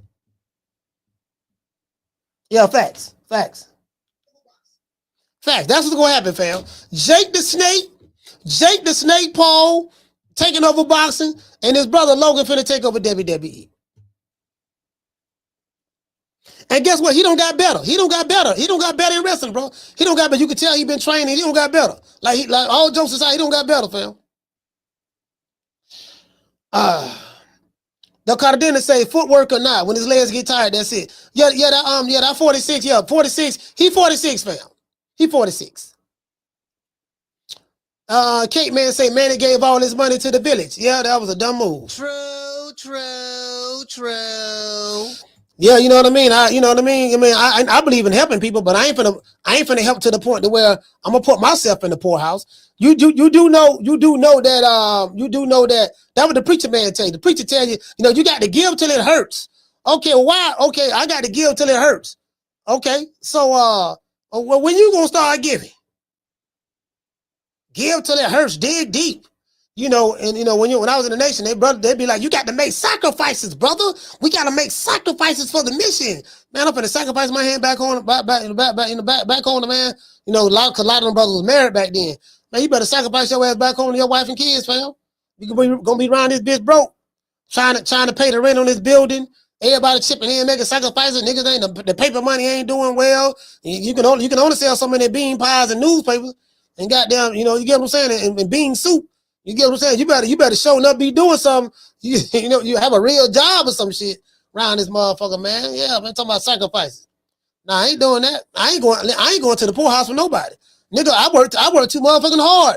I worked too hard to get it. They give it away. You get what I'm saying? Shout out to Don. Don say, I hate to say it, but you might be on to something about Logan Paul. Bro, I'm trying to tell you, bro. Again, it's sports entertainment. It's sports entertainment. That's what it's all about. And boxing is sports entertainment as well. And I think a lot of these fighters, they forget the entertainment aspect of it. In boxing, there is no sport without the fans. The fans is what make any sport a sport. Imagine football without anybody watching. Imagine a basketball game in the NBA without anybody watching. Yeah, they're still having a basketball game, but it ain't the same without nobody watching. Nobody interested in it. It's just 10 niggas on the court, running up and down the court, scoring points. They agree to get to a certain, we're gonna keep shooting until the time run out. It ain't the same. It's not even a sport. You get what I'm saying? Literally, it's not even a sport. Shout out to No Cap. You know, so these fighters forget the sports entertainment. It's sports entertainment. You got to be entertaining. That's it. Shout out to Ali salute, fam. That's the reality of the situation. That's the reality of the situation. You know, Sugar Ray Leonard knew how to entertain. Sugar Ray, Pernell, Oscar De La Hoya when he was a fighter. Lights Out. You know, Aaron the Hulk Pryor, Zuma Nelson. You name them. You know, Rafael Gomez, Rafael Benitez, Hector Camacho, the showman. Hector Camacho was a showman. Roy Jones. I remember one time. That's what Larry Merchant was saying. Roy wouldn't fight nobody. He was like, Roy, you beat another guy who everybody knew you was going to beat. When are you going to fight somebody? You know, Roy was like, this was HBO, right? Well, what you mean? What you mean when I fight somebody? That dude was somebody. He was ranked number 3. He was ranked number 3, number 2, with the WBC. What are you talking about? And all this stuff done, yada, yada, yada, yada. I remember one time Roy played a basketball game. This is a true story. Roy Jones played I think it was a televised basketball game too. He had a fight coming up against a dude, and he was talking about this. Roy was really Superman. He said, I'm gonna show y'all how bad I am. Since y'all say I ain't fighting nobody, I'm gonna play a full court basketball game the day of the fight before I fight. Literally, he did that. To this day. Literally, look it up. I ain't making that up. Look it up. Nigga fought. He fought the dude. I don't know if he went 12 or he knocked him out or something of that sort. Cause they were saying Roy wouldn't fight nobody. Then Roy came out with a song, y'all must have forgot. And he had the famous verse. And you had the nerve to say that I ain't fought nobody. I just make them look like nobody. Y'all must have forgot. Y'all go look it up. Go look it up, fam. Yeah, go look it up. You get what I'm saying? Roy, that's what they were saying about Roy. Floyd Mayweather, they were saying the same thing about Floyd Mayweather. Listen, pretty boy Floyd, you have no idea, like y'all don't understand how scary good this kid was. But pretty boy Floyd was. Well, Money Mayweather was good too. You know, he became Money Mayweather in 2007 after he fought Oscar De La Hoya in 2007. That came after Oscar. After Oscar, he was Money Mayweather that night. And he fought Zab, but he fought Zab at welterweight. He think he fought Zab at welterweight, but that was 2005. He was still Pretty Boy Floyd when he fought Zab Judah in 2005, if I'm not mistaken. Because he didn't become. I think they fought 2005. If I'm not mistaken, because he didn't become Money Mayweather until after he fought Oscar in 2007. And but Pretty Boy Floyd, that, oh my God, bro. Bro, oh boy, hey boy, I ain't got nothing to say, boy. I ain't got that. Yeah, man, my fighter, my son, better than Floyd, huh? Okay. Shout out to the Prince. He said Magic wrote all of Roy's rhymes. Oh, you talking about Magic wrote his rhymes? Magic who? Which Magic you talking about? SP say the head buster. Yeah, man. Roy Jones. Body Head Entertainment. Hey, Body Head. Hey, you know what? This is a true story. I tried to get a record deal with Body Head Entertainment. All jokes aside, man. I had a P&D deal from Southern Music Distribution. I used to rap, right? So I had a P&D deal from Southern Music Distribution back in when I was 2001. 2001. A P&D deal is pressing and distribution. And the independent distributor is a distribution company that can ship your records.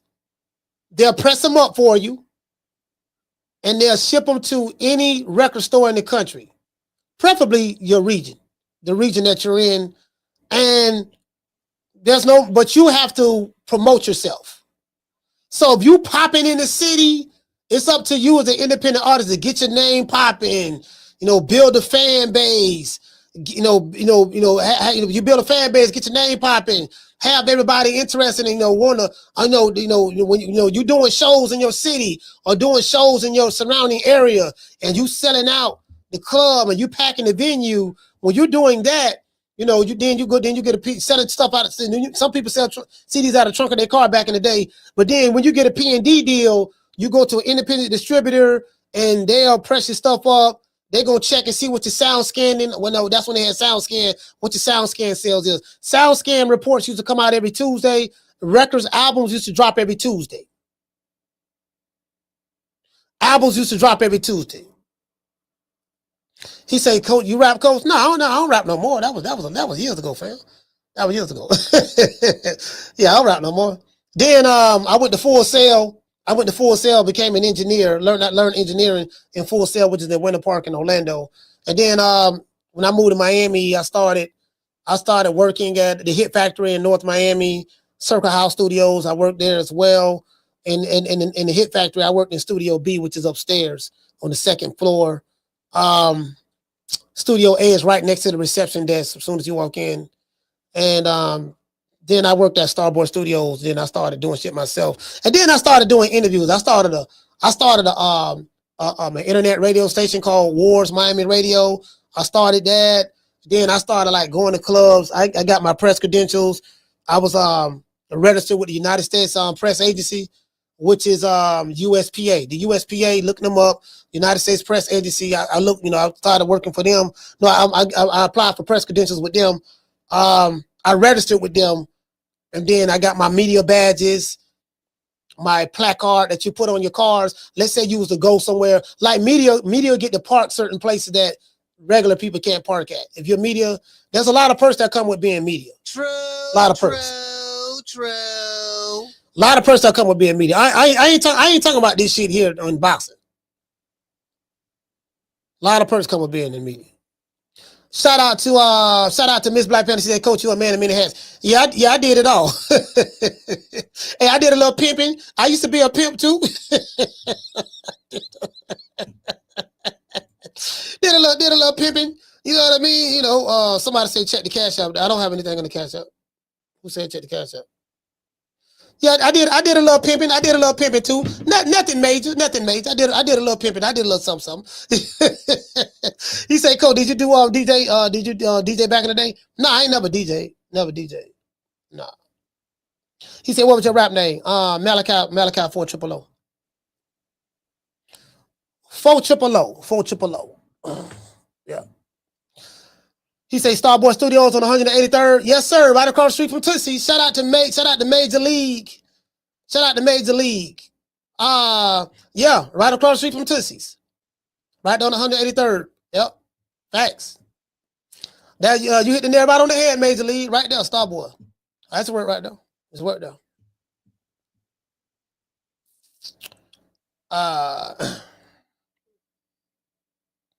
Yeah, man. Shout out to Simo. He say dope. He say, Coach, dope hat. That's dope boy. Yeah, this dope boy. My cousin made this for me. Yeah. He say, Coach, there's a lot of these guys that would have become world champions if Roy wasn't there. Yeah, Roy. I mean, when Roy was in his prime, man, he was a bad boy. He was a bad boy, fam. DC Curry say, Starboy be having ops over there. Who are the ops? Is they still over there? Starboy, they still over there? Starboy Studios? They still over there? I haven't been over there in years, bro. They ended up firing me. I had got fired from Starboy.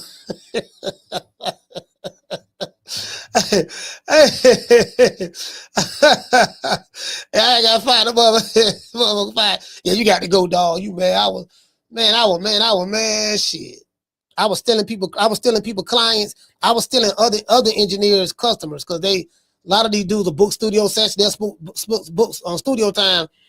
And Starboy Studios only had one studio at that time. They didn't have two studios. Now I think they have two or three, but they only had one studio at that time. And I wasn't the main engineer. It was a white dude that was the main engineer. And you get what I'm saying? So they was more, he didn't really want me there. You know, when he was it was either them or me. And they chose the guy gave him like an ultimatum, and he was the main guy, and they ended up getting rid of me. So for him, so he say shout out to SP Got Beats. He said instead of Full Sail, I ended up learning from different studios like Kung Fu. I was dojo. Yo, you was dojo hopping? Yeah, for sure. Yeah, for sure. He said, Coach, why you got fired? Man, I don't have so many jobs. Miss Black Panther say, listen, bro, I don't have so many jobs, fam. Y'all have, bro, like, fam, I don't need it all.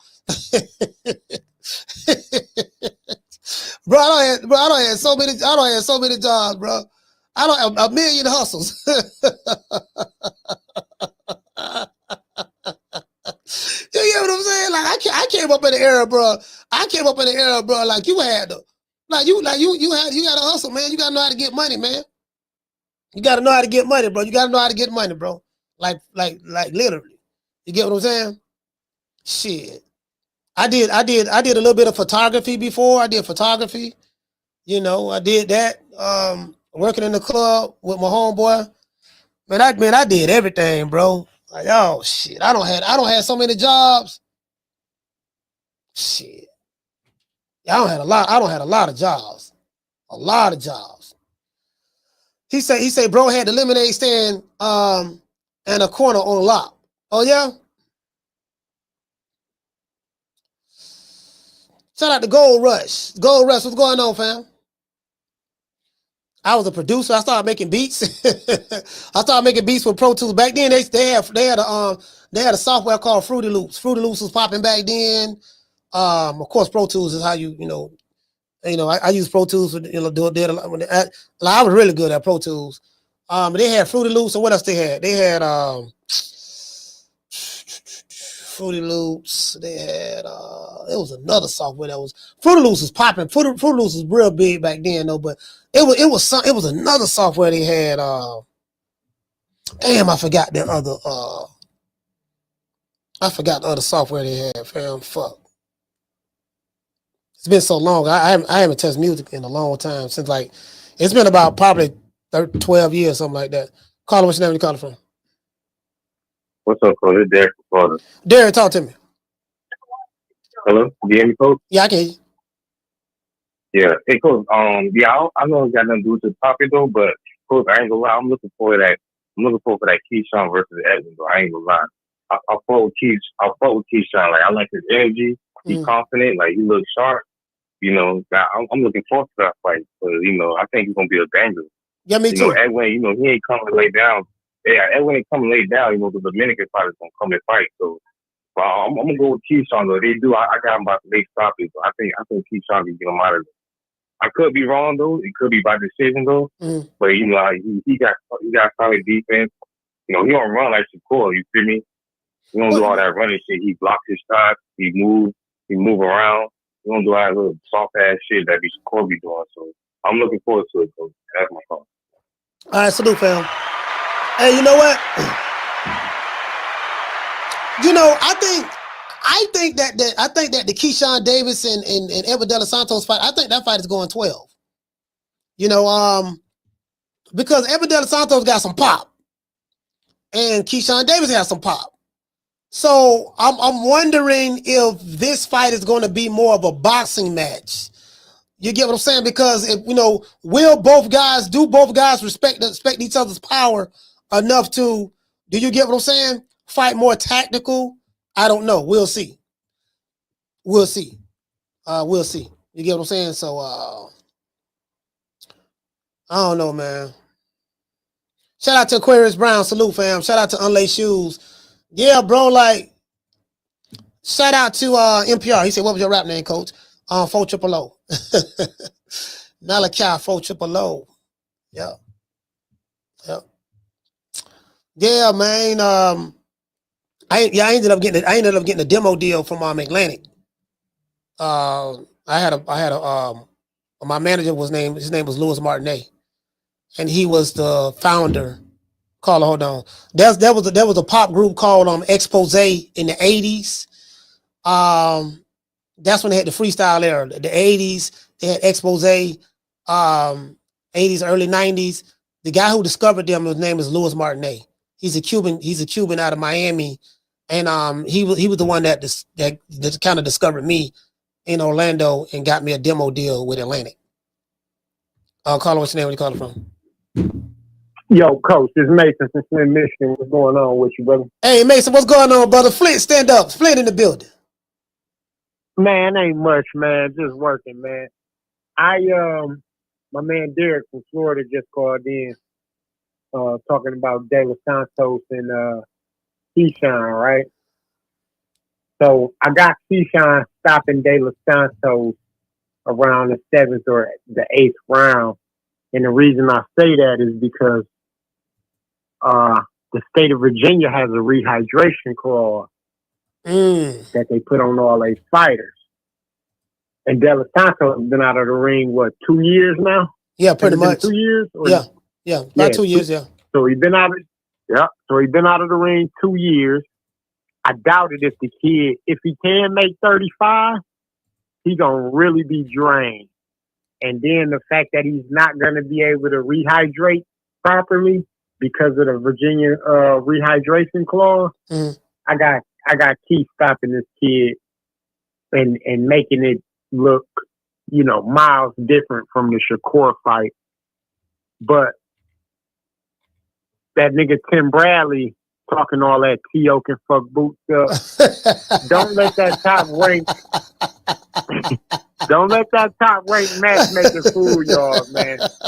Them niggas, they the best in the business when it come to matchmaking. Yeah, they got the best matchmakers. And everybody, they got the best matchmakers over there. And anybody who know anything about boxing and matchmaking, they know Top Rank set that shit up to look pretty.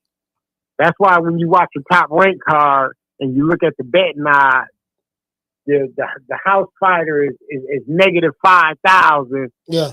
And the guy in the B side is plus 500. You know what I'm saying? They match that shit up real good.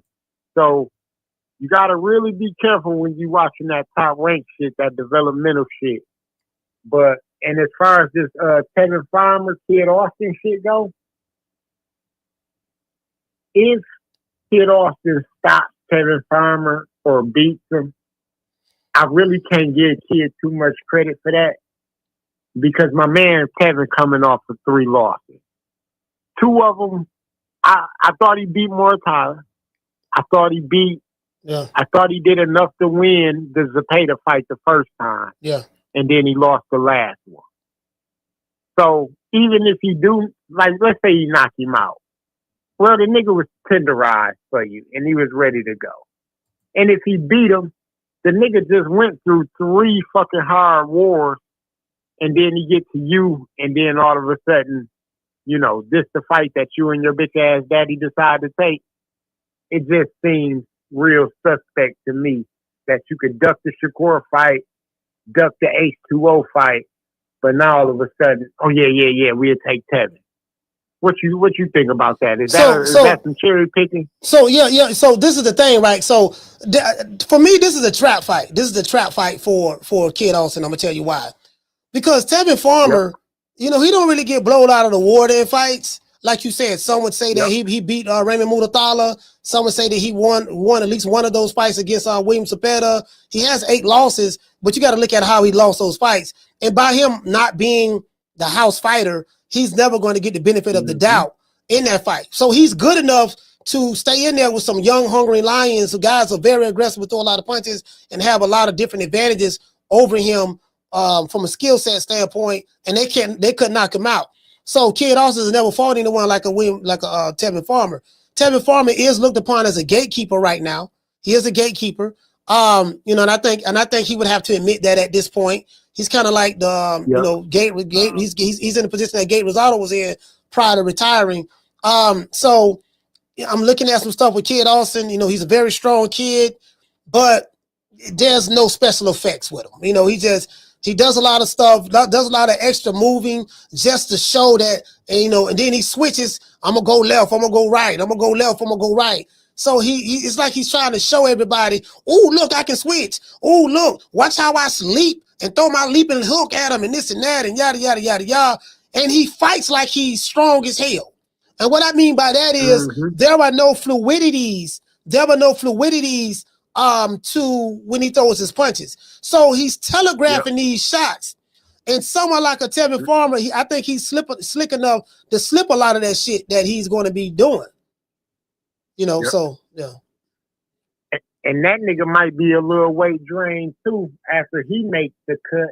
Because, like you say, he's so muscular, Paul. Yeah, yeah. That when you cutting weight, once you cut the water, and you got, you know, a very low percentage of body fat, the only thing left to cut after that is muscle. Mm. And the little nigga is cut the fuck up. So I think after he, you know, get to start cutting that weight and getting that weight down, he might be a little burnt out too.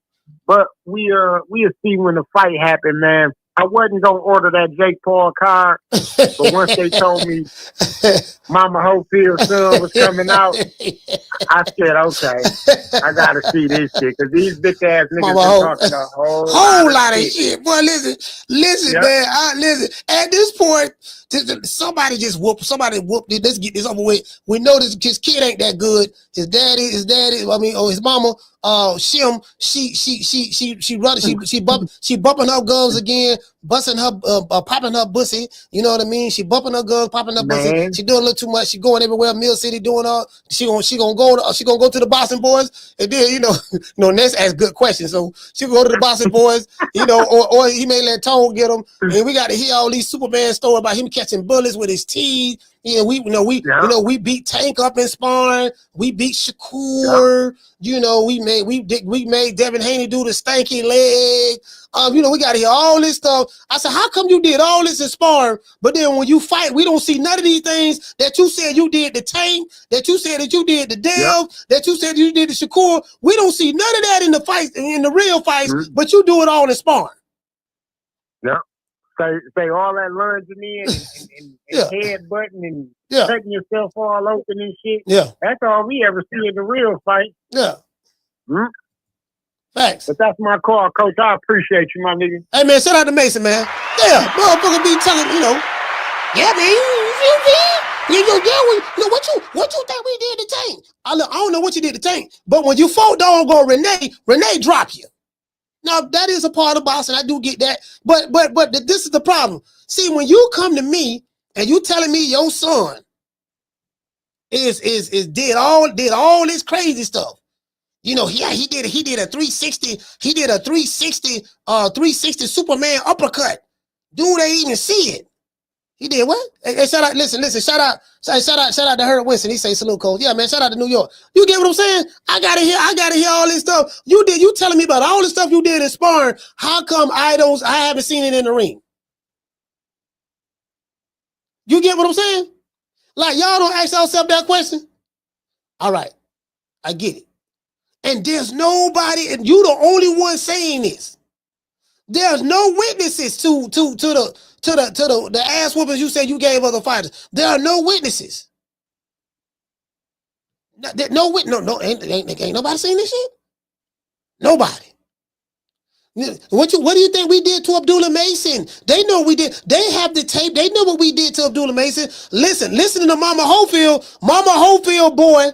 Mama Hofield, her son, she don't beat Tank in sparring. Shakur in sparring. She beat Devin Haney. She beat Abdullah Mason. Listen to Mama Hofield's son. Mama Hofield. Kid, tell him what you did. Yeah, I ain't gonna lie. I did buckle Devin, and I did have Tank running. You know what I mean? I did do that. Because see, my son, give me the microphone. Yeah, because my son did the 5 styles of boxing. See, you don't understand. And for every style, there's a counter style. Not only does my son know the 5 styles of boxing, so you don't understand. I gave birth to him. When my son came out of my bussy, you know what I mean? BUSSY. When my son came out of my bussy, I made sure that I had a champion. So I know at 3 months old, I was showing him, old footage of Henry Armstrong. I was showing him old footage of Ezra Charles and old Muhammad Ali footage at 3 months old. So all of that time, those videos and knowledge was seeping deep within my son's membranes and molecules. This was prefrontal cortex, and his frontal cortex is not even fully developed yet. The frontal cortex doesn't get developed until 25. He's only 23. This is why I have him living with me right now. This is why I don't allow him to use a cell phone. This is why I don't allow him to be on social media. Because of the frontal cortex. He has to live with me. We have arranged, if you want a girlfriend, I find a girlfriend for him, bring her here, because us women, I can talk to her and she can talk to me because we're both women. And I make sure that he had a baby in here, right here, and that's what I do. You gotta understand, being a mom, you have to be hard on your boys. Make sure they know how to defend themselves. True. Listen, I gotta hear all this. I gotta hear all these Superman stories. Shout out to Big Boss. Hey, okay. Jumping out to that super chat. He said, Malachi, start talking about my son. You get what I'm saying? I got to hear catching bullets with his teeth. You don't whoop Tank, Shakur, Devin Haney, and Abdullah Mason in Sparring. You don't whoop all of them. Same story. Same thing. You know what I mean? You remember that song? All Around the World, same song? All Around the World, same song. Average White Band? All Around the World, same song. You get what I'm saying? Yeah, man, I'm just saying, fam. Okay, all right, I see you doing all this shit. All right, we finna find out. Okay, we got a gatekeeper by the name of Tevin Farmer from Philly. We gonna find out. Tevin Farmer say he finna put hands and foots on you. This boy from Philly named Tevin Farmer, he say he finna put hands and foots on you. Not going to, fixing to, finna. I said it right. I'm from Florida, I'm country, so we're country nigga from Florida. Y'all know he finna put, that's what he say. Now, I'm expecting, now this is the problem. When you come to me bragging about your child, I got to say this. When you come to me bragging about your grown-ass child, I am expecting, my expectations are high now. If you just let everything play out, like everything will be fine, we good. But when you go to telling me these miraculous stories, remember, you guys remember? Do you guys remember what happens? Hold on, you guys remember when I looked up? Mama Hofiled be lying all the time. Hold on, y'all remember when I looked up when somebody believe their own lies?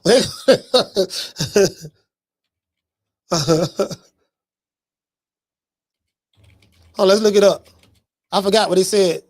They said something about they tell grand stories, a miraculous story. They go to believe that shit. Hold on, I'm finna look it up right now. What is it called? Motherfucker lie so much they start believing their own lie.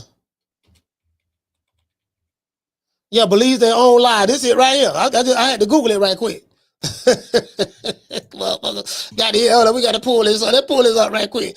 Yeah, Mama Ho gonna believe it. Yeah, dog. I told my, this is what it is, right? When you lie to yourself so many times, you start believing a lie. Like, damn, you don't know the truth no more. You don't know the truth no more. Okay, I don't know. You know what I'm saying? So this Mama Ho right here. This ChatGPT, when someone firmly believes their own lies, even in the face of evidence to the contrary, it can be described as delusional or pathological lying. That's what a pathological liar is. Pathological lying is often associated with conditions like mythomania or pseudologia fantastica, where individuals lie chronically and compulsively, sometimes believing their own lies to be true. This is Mama Hofiled. This Mama Ho, right? Here is a more detailed explanation. Delusion. A delusion, y'all see this here? A delusion is a fixed false belief that is firmly held despite evidence to the contrary. Someone with a delusion may continue to believe something even when presented with facts or logical arguments that disprove the lie. Pathological lying. Pathological lying describes a pattern of lying, that's Mama Hofiled, that is compulsive and habitual. You are an habitual liar.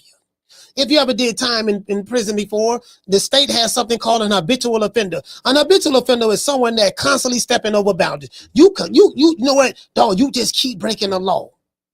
You are an habitual offender. No matter how many times we lock you up and let you out, you keep committing crime. You are an habitual offender. That means when you come back to court, we're going to hit you with the bitch.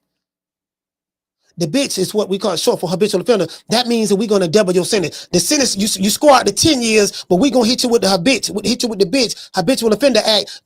So that 10 going to double. Well, that's going to enhance your sentence. You're going to go from 10 to 20. True. This term describes a pattern of lying that is compulsive and habitual, often without apparent benefit to the liar. Individuals who lie pathologically may lie so frequently that they begin to believe their own lies. Mama Hofield is good at this. Some sources mention pathological lying as a symptom of other disorders such as antisocial personality disorder. Let's continue. Mythomania or pseudologica fantastica. These terms are sometimes used interchangeably with pathological lying to describe a disorder characterized by habitual lying, often to the extreme degree. And that's what you got right here. Let's do a deep dive into AI. See, AI can break it down. AI finna break it down right here. See, confabulation. AI calls it confabulation. Confabulation involves the unintentional creation of false or disoriented memories,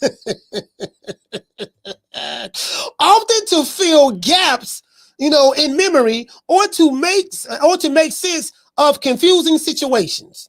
You ever hear a nigga go to filibustering like some shit that he said that don't make no goddamn sense, and you go to pressing him on it, and he start confabulating. We're gonna call it confabulating, right?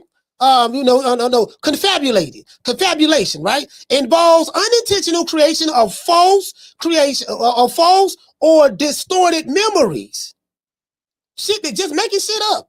Often to fill gaps in memory or to make sense of confusing situations. You do know that shit don't make no sense, right? Baby, I saw you in the bed with third leg Tyrone. Baby, you ain't see me in the bed with third leg Tyrone. I did see you in the bed, baby. I seen you. No, you didn't. You ain't see me in the bed with third leg Tyrone. That was the plumber, and he was laying pipe. True. You sure, baby, that was the plumber? Yeah, that was the plumber. But why your clothes and his clothes was on? You got to understand. You got to understand. I'm a yoga instructor. When you started doing yoga, baby, that's what I've been doing on the side. What you think I've been doing? So y'all were doing yoga? Yeah, we were doing yoga and he was laying pipe. Oh, okay, all right, baby, all right. Why you ain't tell me? True.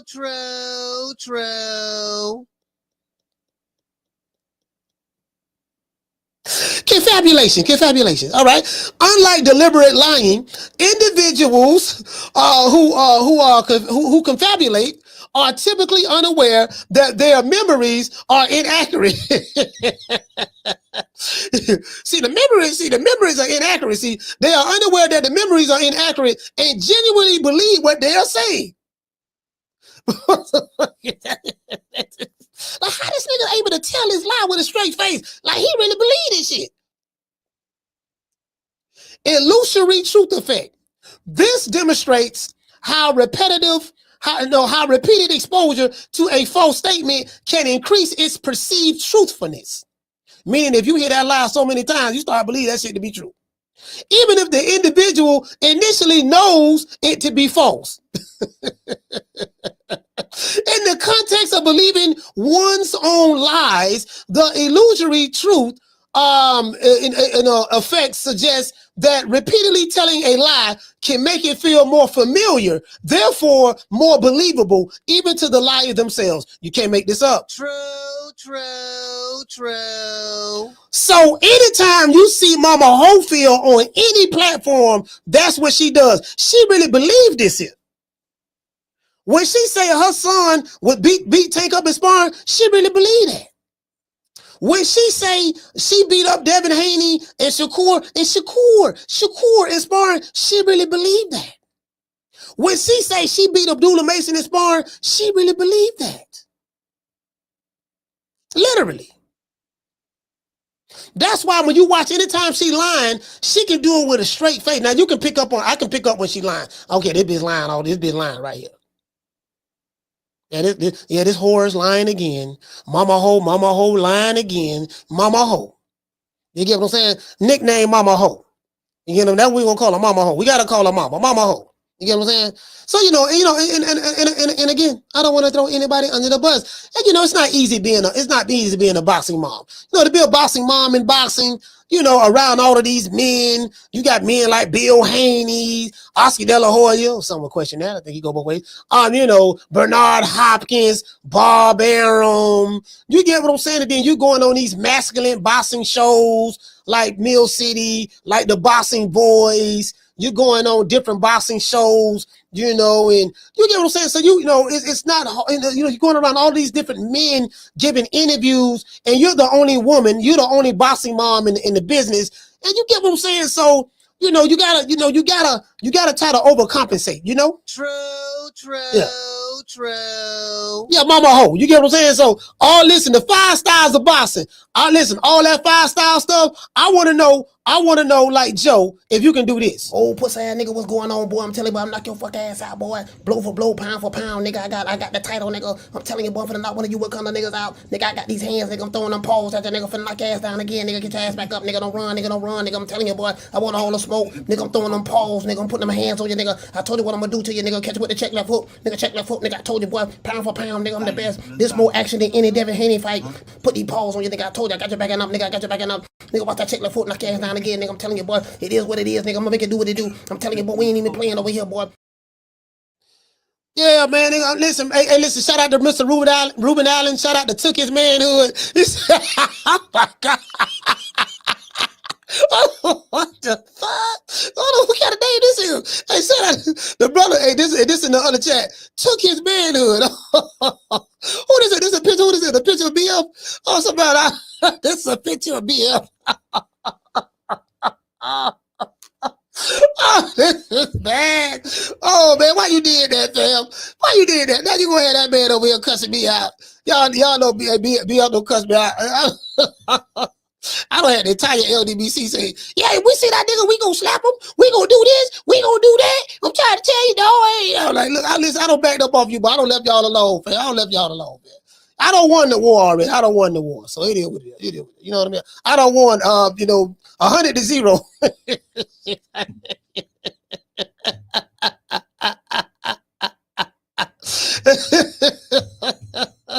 Niggas funny, dog. But these niggas funny, boy. Let me tell you something. The nicest people that you ever gonna meet on YouTube, right? I'm telling you, bro. Back in the day, you had hey, what you say, Amaro say, sometimes, gatekeepers win sometimes. Yeah, absolutely. I mean, I'm picking Tevin Farmer to win, but I don't know if he's going to win if it go to the scorecards. That's all I'm saying, Amaro. I mean, I'm picking Tevin Farmer. I'm telling you right now, I got Tevin Farmer winning this fight, but we know how it is. We go to the judges. He's not the A-side fighter. Can you afford your fighter, Kid Austin, to lose to Tevin Farmer when you're creating this? You're supposed to be creating this illusion that he's the second coming of as Mama Hofiled would say, Henry Armstrong. You get what I'm saying? So that's all I'm saying, fam. That's all I'm saying. But I got, listen, trust me, I want Tevin Farmer to win wholeheartedly. Because I'm tired of hearing Mama Hofiled mouth. I'm tired of her running her bussy. She running her bussy, going everywhere, going looking every which way, rubbernecking. You know what I mean? She still got that yarn in her hair, holding on for dear life, looking like the Predator and George Jefferson. Like, bro, I want to see Mama. Listen, this is what I'm saying, fam. Like, please, you have no idea, brother. I want Tevin to win, fam. Trust me, I want Tevin to win. I'm pulling for the brother. You know, I know he got a cock eye. I know he got a cock eye and everything, but I ain't worried about the cock eye. But I want him to win, bro, because I'm tired of mama. These boxing moms are doing too much. I'm pulling for the brother. Trust me. I got my nuts crossed and everything. No Diddy. Caller, what's your name? Where you calling from? What's up, Mo? What's good with you, Slim? I like the fight. I think it's gonna be a real competitive fight. Mm-hmm. You know what I'm saying? It's gonna be a competitive fight, but you gotta understand how old. Like, your man, I'm not taking nothing from Farmer, but you know, Farmer got some age on him. But just to think, little Schofield supposed to be the up and coming, but he gonna go. I just don't see him walking through Tevin Farmer. I just don't see it. I'm leaning more to Farmer, honestly, but you know what I'm saying. I just know it's gonna be a competitive fight. It's a much better fight than them clout chasing Shakur trying to get that fight and end up, doing what they do and creating them all fucking a mini series of drama filled. They done made Shakur to be a motherfucking samurai and the agent and shit, man. Shit. At this point, I'm thinking Shakur might work for the government at this point. A fucking Navy SEAL, all that shit. They said he did, but I like the fight. So do you think? I like do you think Mama Hofiled boy gonna show up? Cause he don't pull out a couple fights already. And I don't even want. Yeah, I don't know. I'm like, it's sad. I think it's 70-30. He might show up. 70 say he show up. 30% even that. Yeah. 30% even that. I don't know, Slim. They just move different. I don't know I don't know how he was raised. I don't know how the father was raised, and whatever the father was raised, it seemed like it's leaking off to the son. I don't know, Slim. They weird to me, Mo. But at the end of the day, I will say it's a competitive fight. It's not going to be no walkthrough. It's not going to be no walk in the park. I totally agree. For Floyd. I totally agree. And I've always. Yeah, go ahead. No. I totally agree. Like, I like this fight. I really do like this fight. We need to see. We need to see what Kid Austin got. If he all of that. If he beating Reggie in sparring and beating Shakur and Abdullah Mason and all these guys who you said that he beat up in sparring and Devin Haney. Okay, this is your chance to show that right now against Tevin Farmer. Exactly. Yeah. And that's what I'm getting at, because I'm sorry. I know people wanted to. I just thought Shakur was going. I didn't 118, 110 against Schofield. I'm just sorry. I wasn't. It was a good fight. Due to the fact that Shakur had a body he was about to catch, and it was a youngin. But I wasn't really. I didn't think that fight was going to be competitive. This is the fight that I think Schofield. This is a good fight for him. Yeah. This is a damn good fight for him. So I think Golden Boy did their thing, and especially shout outs for motherfucking Tevin Farmer for getting paid to do these spar sessions. Because as far as I'm concerned, he won in what? I mean, I don't think he lost as a payer. I think the first fight was a draw, and I think he won the last one. I'm sorry, and that's what I'm gonna stay with. I think that first fight was guy draw. It might squeeze it to Zepeda, but Farmer won that second fight. He won that second fight. But Ron, before you go, do you think that I don't think if it go 12 rounds, do you think that Tevin Farmer can get a decision against Kid Austin? No. You can't get a decision because remember Mama told him they signed like a 24 fight deal for $24 million. So $30 million fight deal for 30 fights. You know what I'm saying? So whenever they making $1 million a fight. So I think Golden Boy on the hook for them 30 fights for 30 mil. So I don't think they're gonna let them. I think what they're gonna do is I think Tevin, they looking out for Tevin, and I think Tevin is good work for a lot of youngins. I really do. I never had a problem with Tevin Farmer. All the Reggie Davis fans hated on him because they didn't want him to fight him for whatever reason. This fight go back before these motherfuckers even know That's when we knew that motherfucking Reggie was a protected fighter. When they did everything in their power to avoid that Bama from Philly. That was before it was. Nah, you know what I'm talking about. I remember that because he was with Eddie Hearn and the Zone, and I remember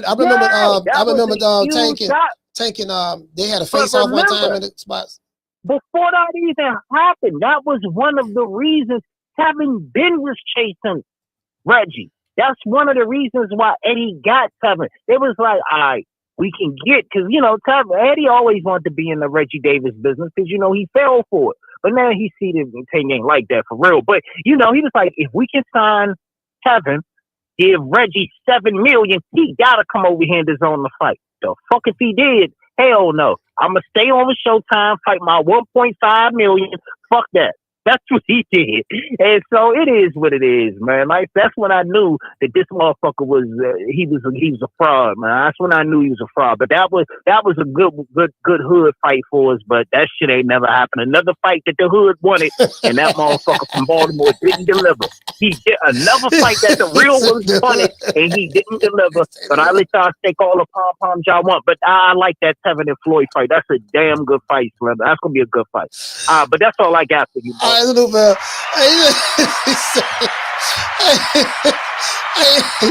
Rob, ABC Disney. Hey, man, look here, man. Rob Boy Fresh, you ain't gonna be talking about Tank Davis, man. Shout out to the face of box. Yeah. Ooh, that look good. How much fun?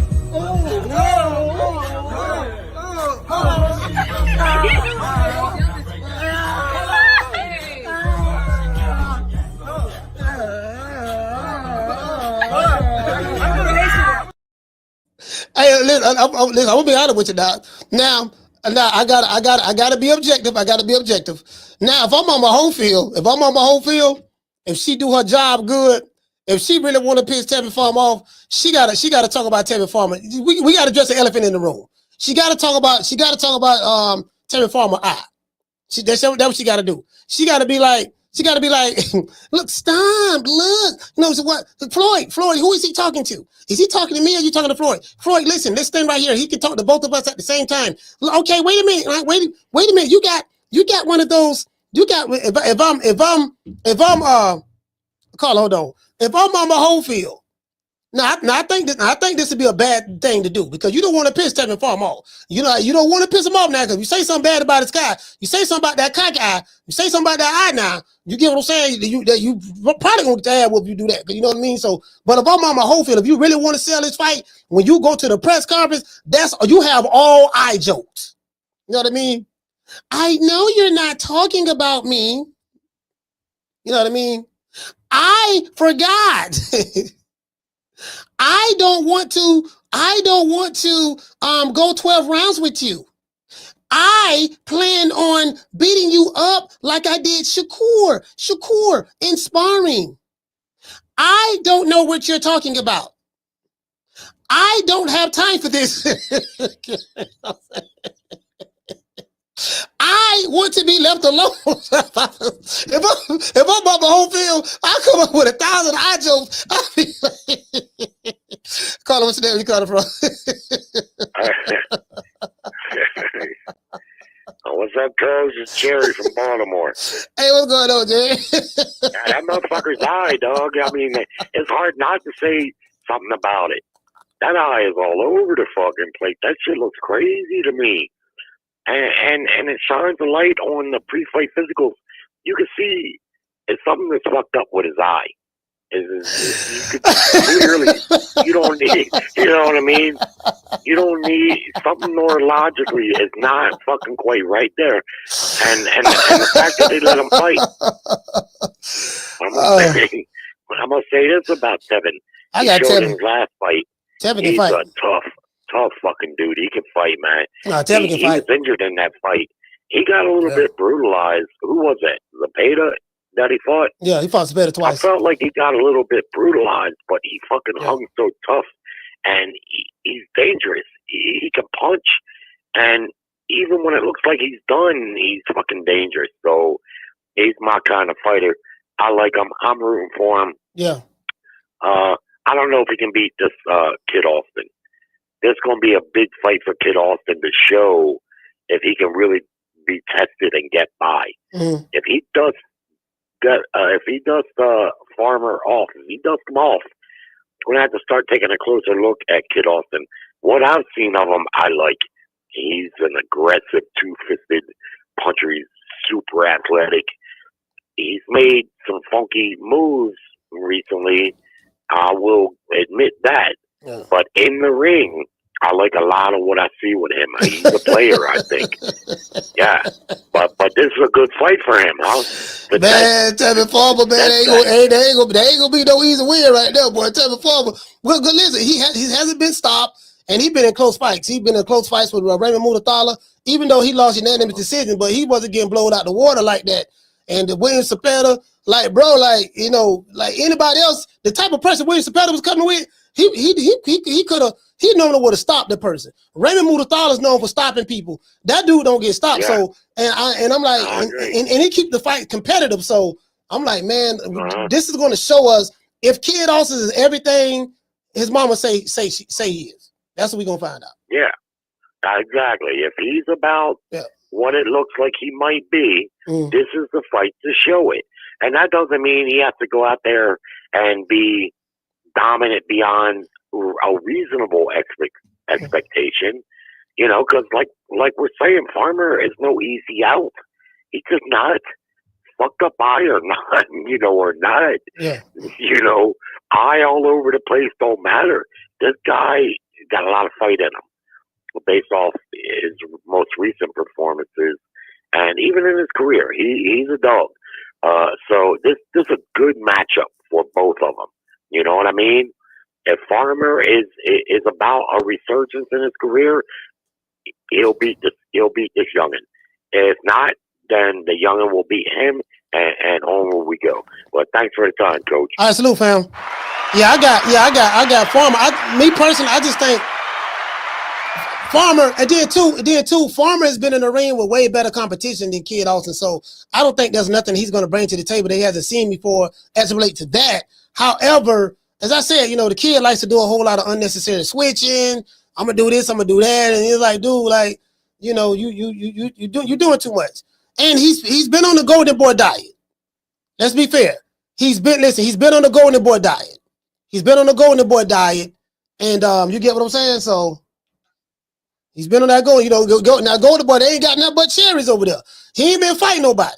He been on that Golden Boy diet, so got a bunch of tomato cans. But this bum is taking the easy matches, fighting other bums. You get what I'm saying? That's how they build them up. That's how they build them up. Look, we're gonna get you a bunch of cans, dog. We're gonna give you some cans. Don't worry about it, dog. But you're gonna be 40-0. You're gonna be 40-0 fucking with us now. But you know what? Since you pulled that bullshit, because I told you. No, Oscar De La Hoya told that fool. He said, look, I told you. Listen, I told you. Listen, trust the process, Pop. Stop calling out Shakur Stevenson. Stop calling out Abdullah Mason. You're not ready for those guys. Listen, trust the process. I have about 4 more Renees. Remember the little short Mexican guy named Rene that you fought last year who dropped you and you really lost to him, but we robbed him on the scorecards, you know what I mean? Because I couldn't afford to have you get a loss to this guy. Listen, we have a bunch of those that we want to give you, you know what I mean? Stop calling people out. But you keep running your goddamn mouth. Stop it. Keep your pussy closed. True. This, I'm gonna tell you something, bro. If anybody looking at Tevin Farmer like it's sweet, there's nothing sweet about Tevin Farmer in this matchup.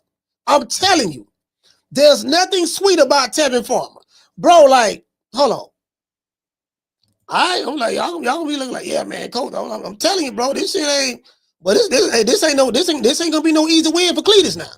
You know, listen. If Tevin Farmer lose this fight, he gonna lose because he was robbed on the scorecards. I can see that happening. I can see him getting robbed. I can definitely see that. Hold on. I can see that. Yeah, I can definitely see that. I can see that. Absolutely. Hold on. Well, let's pull this up. Oh man, somebody hit me up, sent me a video. Yeah, Travis Hunter married his girlfriend. Oh man, what was he thinking about? I said, look, man, the man can marry who he want to marry. Shit, I ain't tripping over that. Let me see. Kid Austin training. I got video footage of him training too. So See, this is shit that's fucking it. See, this the shit right here. Dude, see this shit right here. See, this motherfucking these young niggas up right here. Hold on. There go Mama Ho. Look at Mama Ho looking like a word mom. Anyway, there go Mama Ho. All right, let's see. Here we go right here. Let's do this here. See this shit right here? See this shit right here?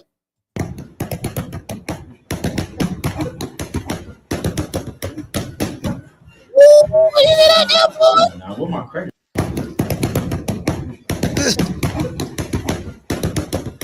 Okay.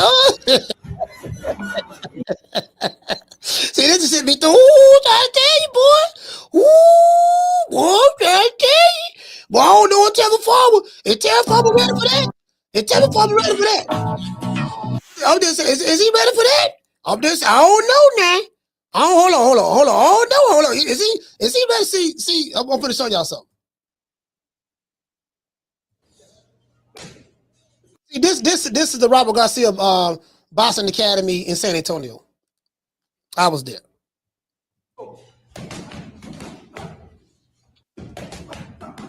See that wide shit he like to throw? He like throwing them wide shots. You're not gonna hit Tevin Farmer with that.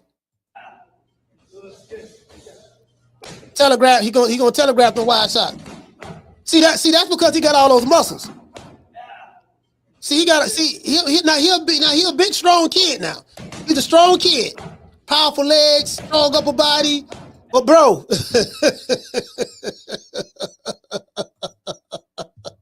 the muscles, bro, hey, shout out to Lil Jessica. The muscles too tight, bro.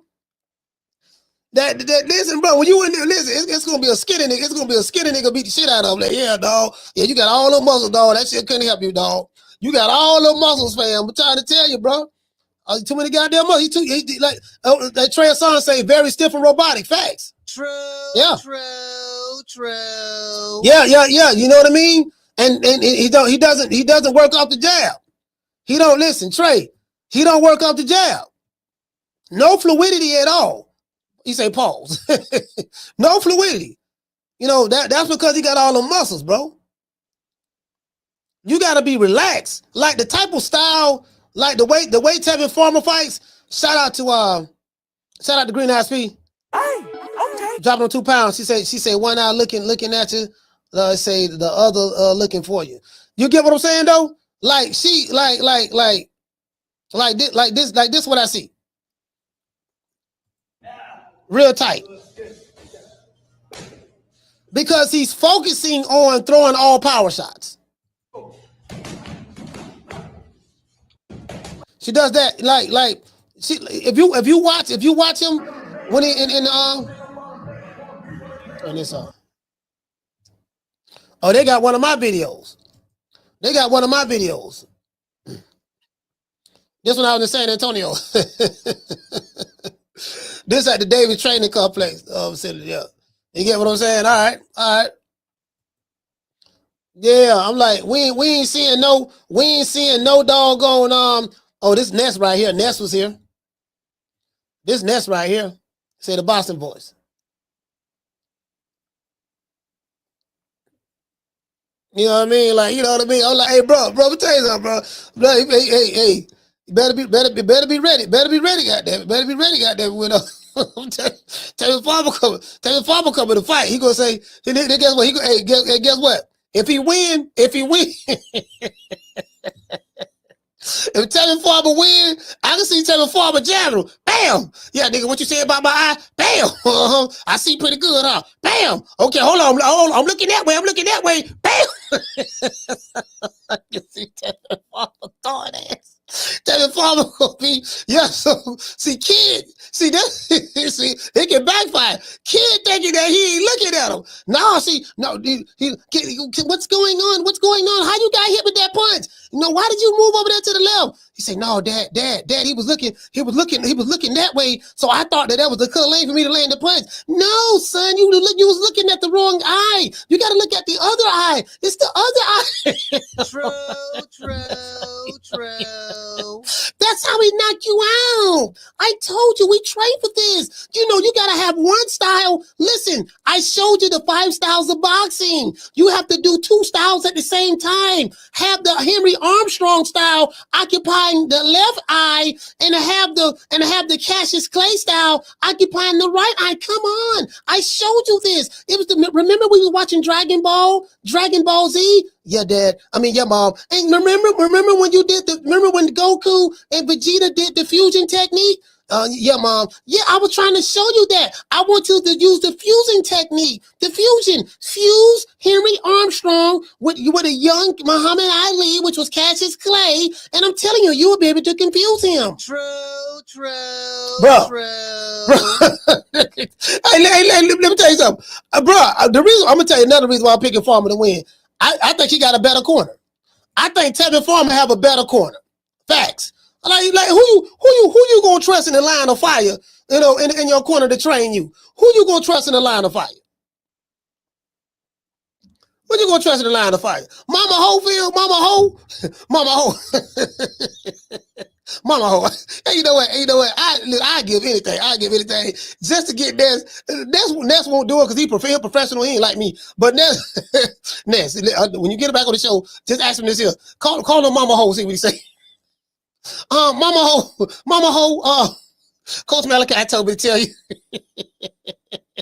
Mama Ho, you know, there's a video where you said that you love the Mama Hofiled joke, the name, you love it, keep them coming. Did you really mean that? No, did he? Did you really mean that? Did you really mean that in that video when you said keep the Mama Hofiled jokes coming? Did you really mean that? Because I think Coach Malachi, he's taking it literally. Like for some reason, you know, he won't give you that name. Did you really mean that? Because well,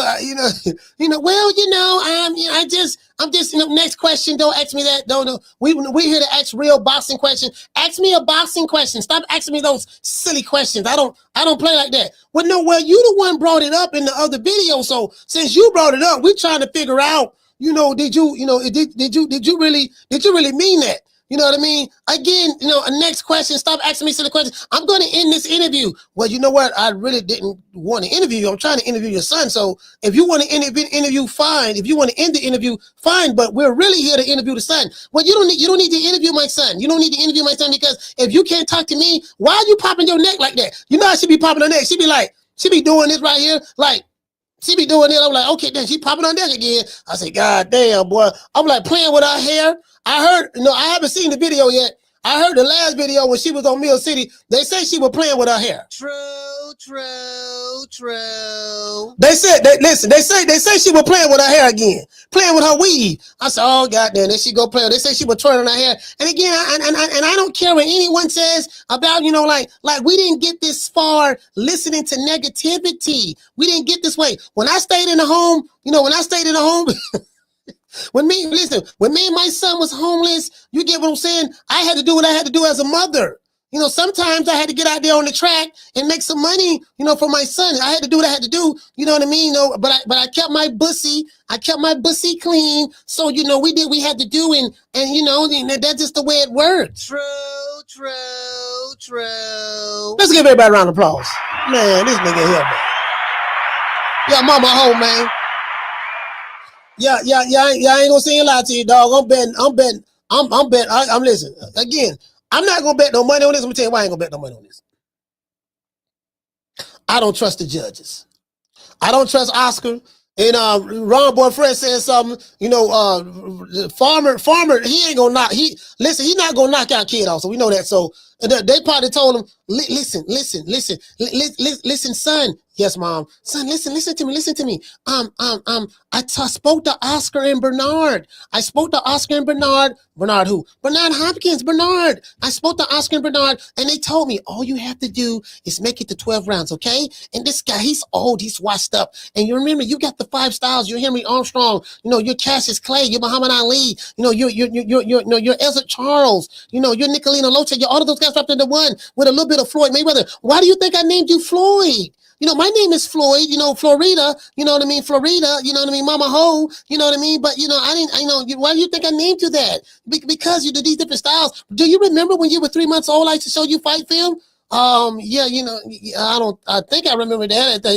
Dad, I mean, Mom, I'm confused. Should I call you Dad or my mom? Oh, just call me both. True. Just call me both. You can call me both. Call me Shim. You know what I mean? Shim mad. Shim mad right now. Just call me both, and and we can, I'm just saying. But remember, 3 months. I mean, your frontal cortex wasn't developed at that time, but I instilled that in you. You got to believe in me. Believe in my teaching that I taught you. Yeah, Mom, but I'm just trying to, Mom, I don't, I want to, Mom, is there any way I can get my own place? No, you don't need your own place. You're living with me. Yeah, Mom, but really, you kind of living with me because I'm the one making all of the money, and but I don't ever see the money. The check goes straight to you, direct deposit to your account. Don't worry about the money. I told you I got your money invested in a Roth account and some junk bonds. Do you trust me? I did not get you this far. Aren't you a millionaire? No, I'm not a millionaire. I ain't made a million yet. But don't worry about that. But we're working on it. But aren't you taking care of? Don't I feed you? Yeah, but the food comes from the money that I made from fighting. But yeah, but it was my brains. Like, remember, I have to be your third eye in the ring because your frontal cortex hasn't been developed yet. I have to do the thinking for you. So remember that. Okay, but what does my frontal cortex have to do with my money coming to my account? Don't worry about that. Mom, can I have a cell phone? No, you can't have a cell phone. Mom, can I talk to my fans on social media? No, you can't talk to your fans on social media. What do I need to do? You just need to focus on training. I have everything under control. True. Can't make this up. Like the kid. Listen, this is a recipe. This is a recipe for disaster. Well, I guess I gotta be like everybody else and saying Al Heyman. I can quit my job now, baby. 6 figures, baby. You feel me? I'm about to But a name. Do you have a name? Oh, nah, I ain't got no name, Name them names, man. They know who they is. Name them names, please. The names need to be named. They know who they is. The Mexican monster. No, motherfucker. Hey, your mama bulldog. Mama whole bulldog.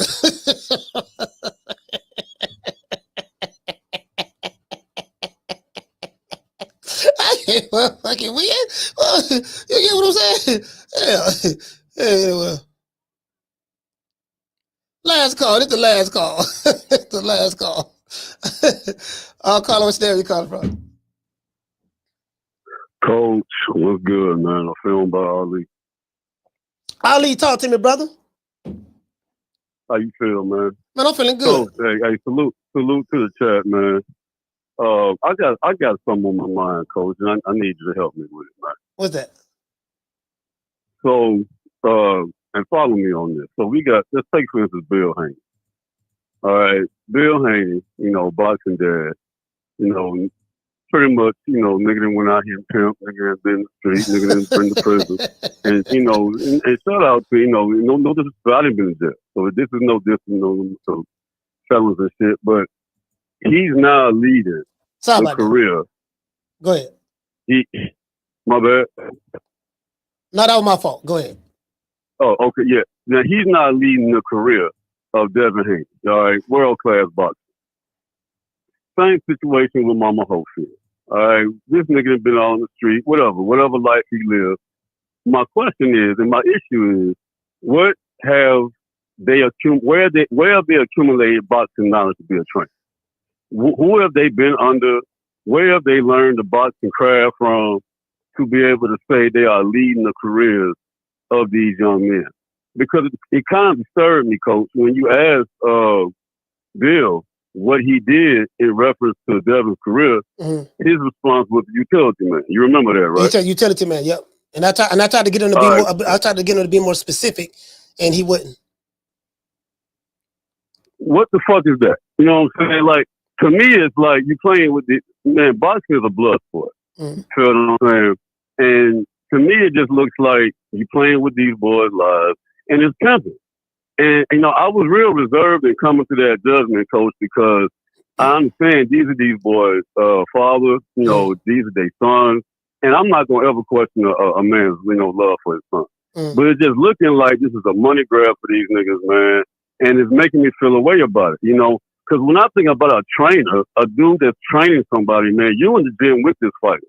You grinding it out with them. You on top of him like me, no different. That's a day-to-day thing, and I'm not going to at all try to perpetrate like I know the boxing sport, but I definitely know boxing history, right?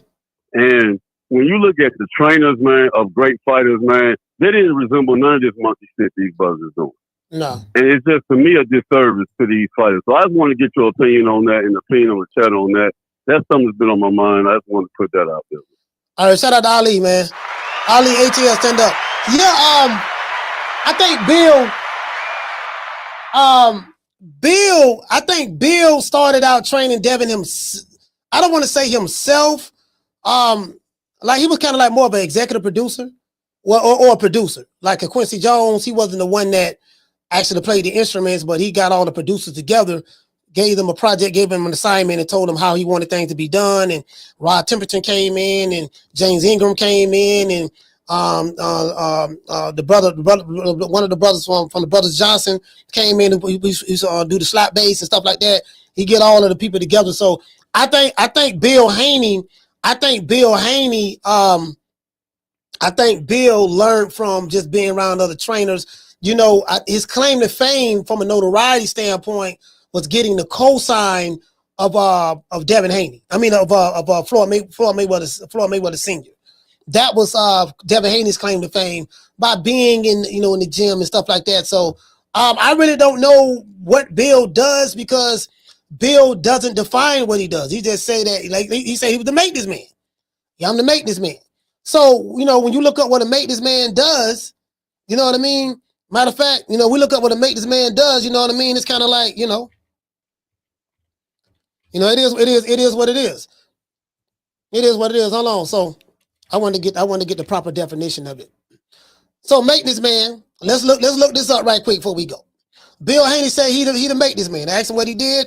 He really couldn't tell us. He said he's a maintenance man. A maintenance man is a worker whose job is to keep buildings, equipment, and facilities in good repair.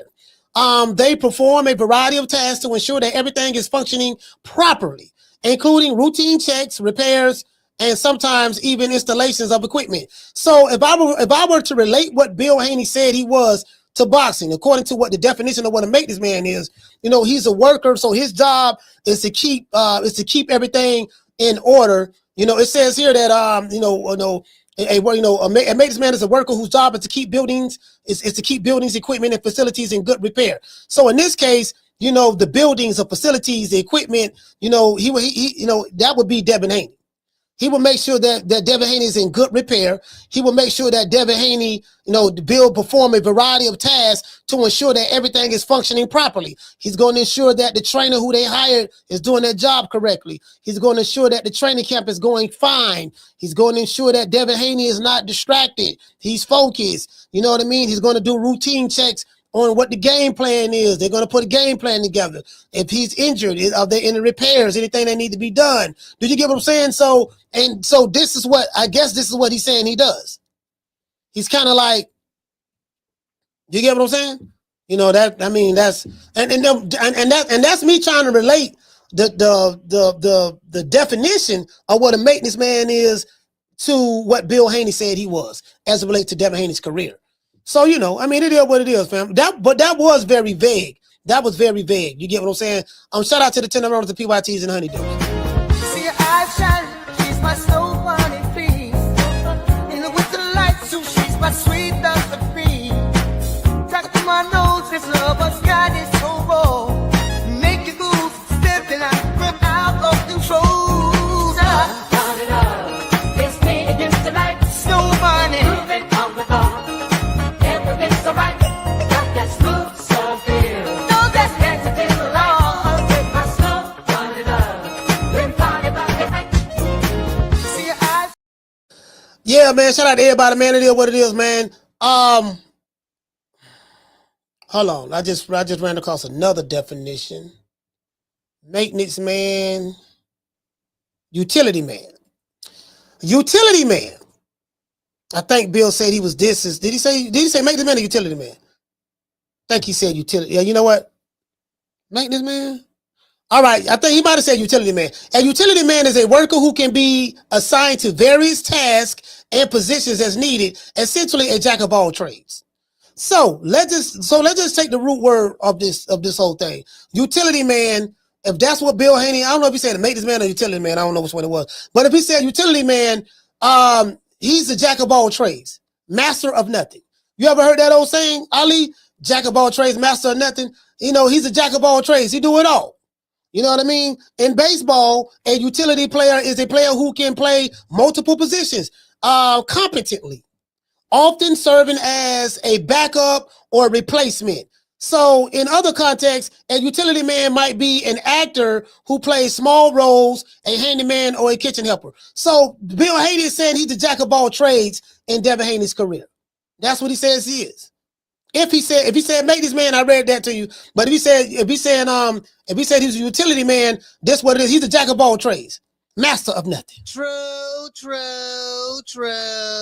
You get what I'm saying? That's an old saying. That's what my mama used to tell me. The old folks. Yeah, boy, you the jack of all trades, master of nothing. You know so much that you don't know a goddamn thing. My mom used to tell my brother. She said, "Boy, you so smart, you stupid." She said, she told me and my brother that one time, right? She said, boy, you so smart, you stupid. You know so much that you don't know a goddamn thing. It was funny. True. Hey, she told me and my brother that, man. Like, yeah, boy, you so smart, you stupid. You know so much that you don't know a goddamn thing. You a jack of all trades, master of nothing.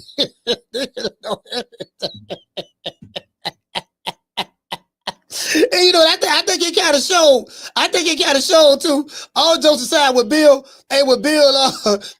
fought, when Devin Haney was fighting Lomachenko, and Dale went back to the corner. He said, "Dad, he know what I'm doing.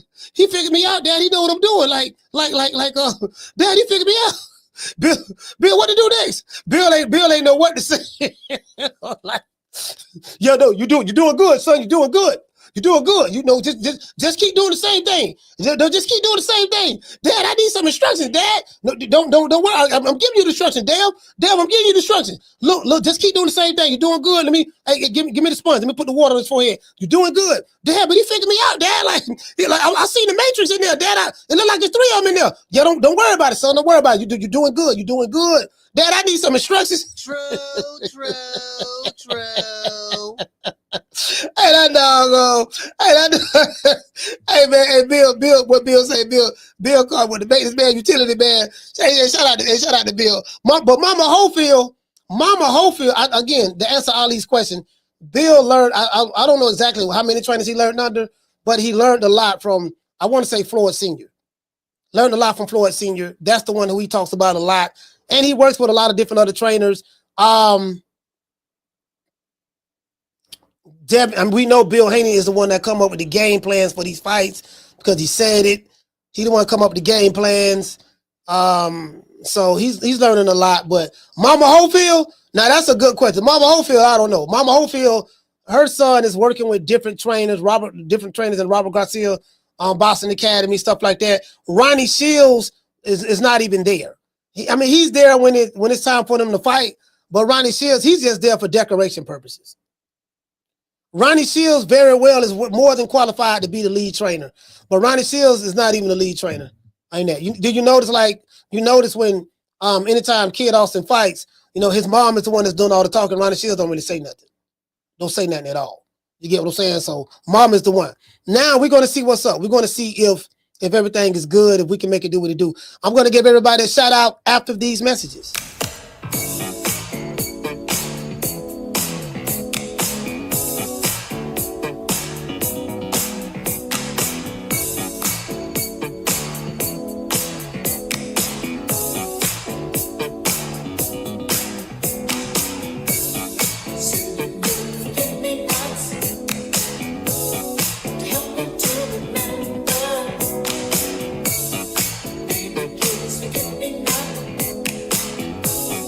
I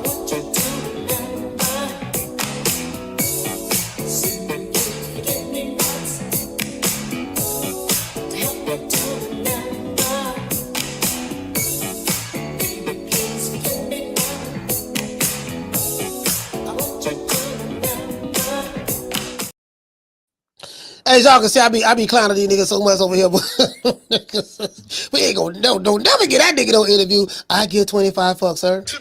I really don't give a damn. I don't give a fuck about interviewing you niggas. You niggas ain't nobody. Not in the grand scheme of things. You just another nigga. Niggas another nigga with pair of gloves. When you leave the sport, it's gonna be somebody else take your place. That's what it's gonna be. Shout out to the natural. Tagger the GG. No Cap Entertainment. SP got beats. Shout out to JC. Bishop Bullwinkle. The Natural. Schoolo X-Man. Shout out to No Cap Entertainment. And Film by Ali. Shout out to SP got beats. Who else we got in the building? Tagger the GG. Shout out to Sheila from Houston. Shout out to the lovely Miss Connie. Miss Black Panther. Mr. Ruben Allen. I Know Boxing. IBS. Legacy Mindset. Shout out to Master Goku. MPR's in the building. Mr. AGR. He said, Coach, go in the hill. I'm already here, sir. Shout out to Terry Lee. The lovely Summit in November. Shout out to Kendall Price. See, let me tell you something, bro. In this city right here, you come to Tampa, bro. You listen, your roast game better be on point. Because you listen, you gonna get, we call it chewing. You better know how to chew. You better know how to crack. You better know how to snap. Like this what we do. You get what I'm saying? We chewing. That nigga don't got chewed, dog. He got chewed. That's an old. If you from Tampa, you know that's an old saying. You know you don't got chewed. You get what I'm saying? You probably gotta say no Diddy now, but back then you got chewed, snap, rip, we ripping. You get what I'm saying? You know, back in the day they called it playing the dozen. I'm telling you, bro, but we will piss you off. True. And the women are worse. The women are worse. Like, listen, there's some women 10 times worse than me. Y'all think I'm bad. I ain't nothing. I got some homeboys, bro. They run circles around me. Shout out to Tagger the GG. True. G5 from the Bronx. Let's see. Film by Ali. Shout out to who else we have? Shout out to La Jessica. Shout out to D Martinez. Dr. Paul Evans. Mr. Kenneth Johnson. One IK. RJ in the building. Shout out to Discernment. Salute, fam. No Cap Entertainment.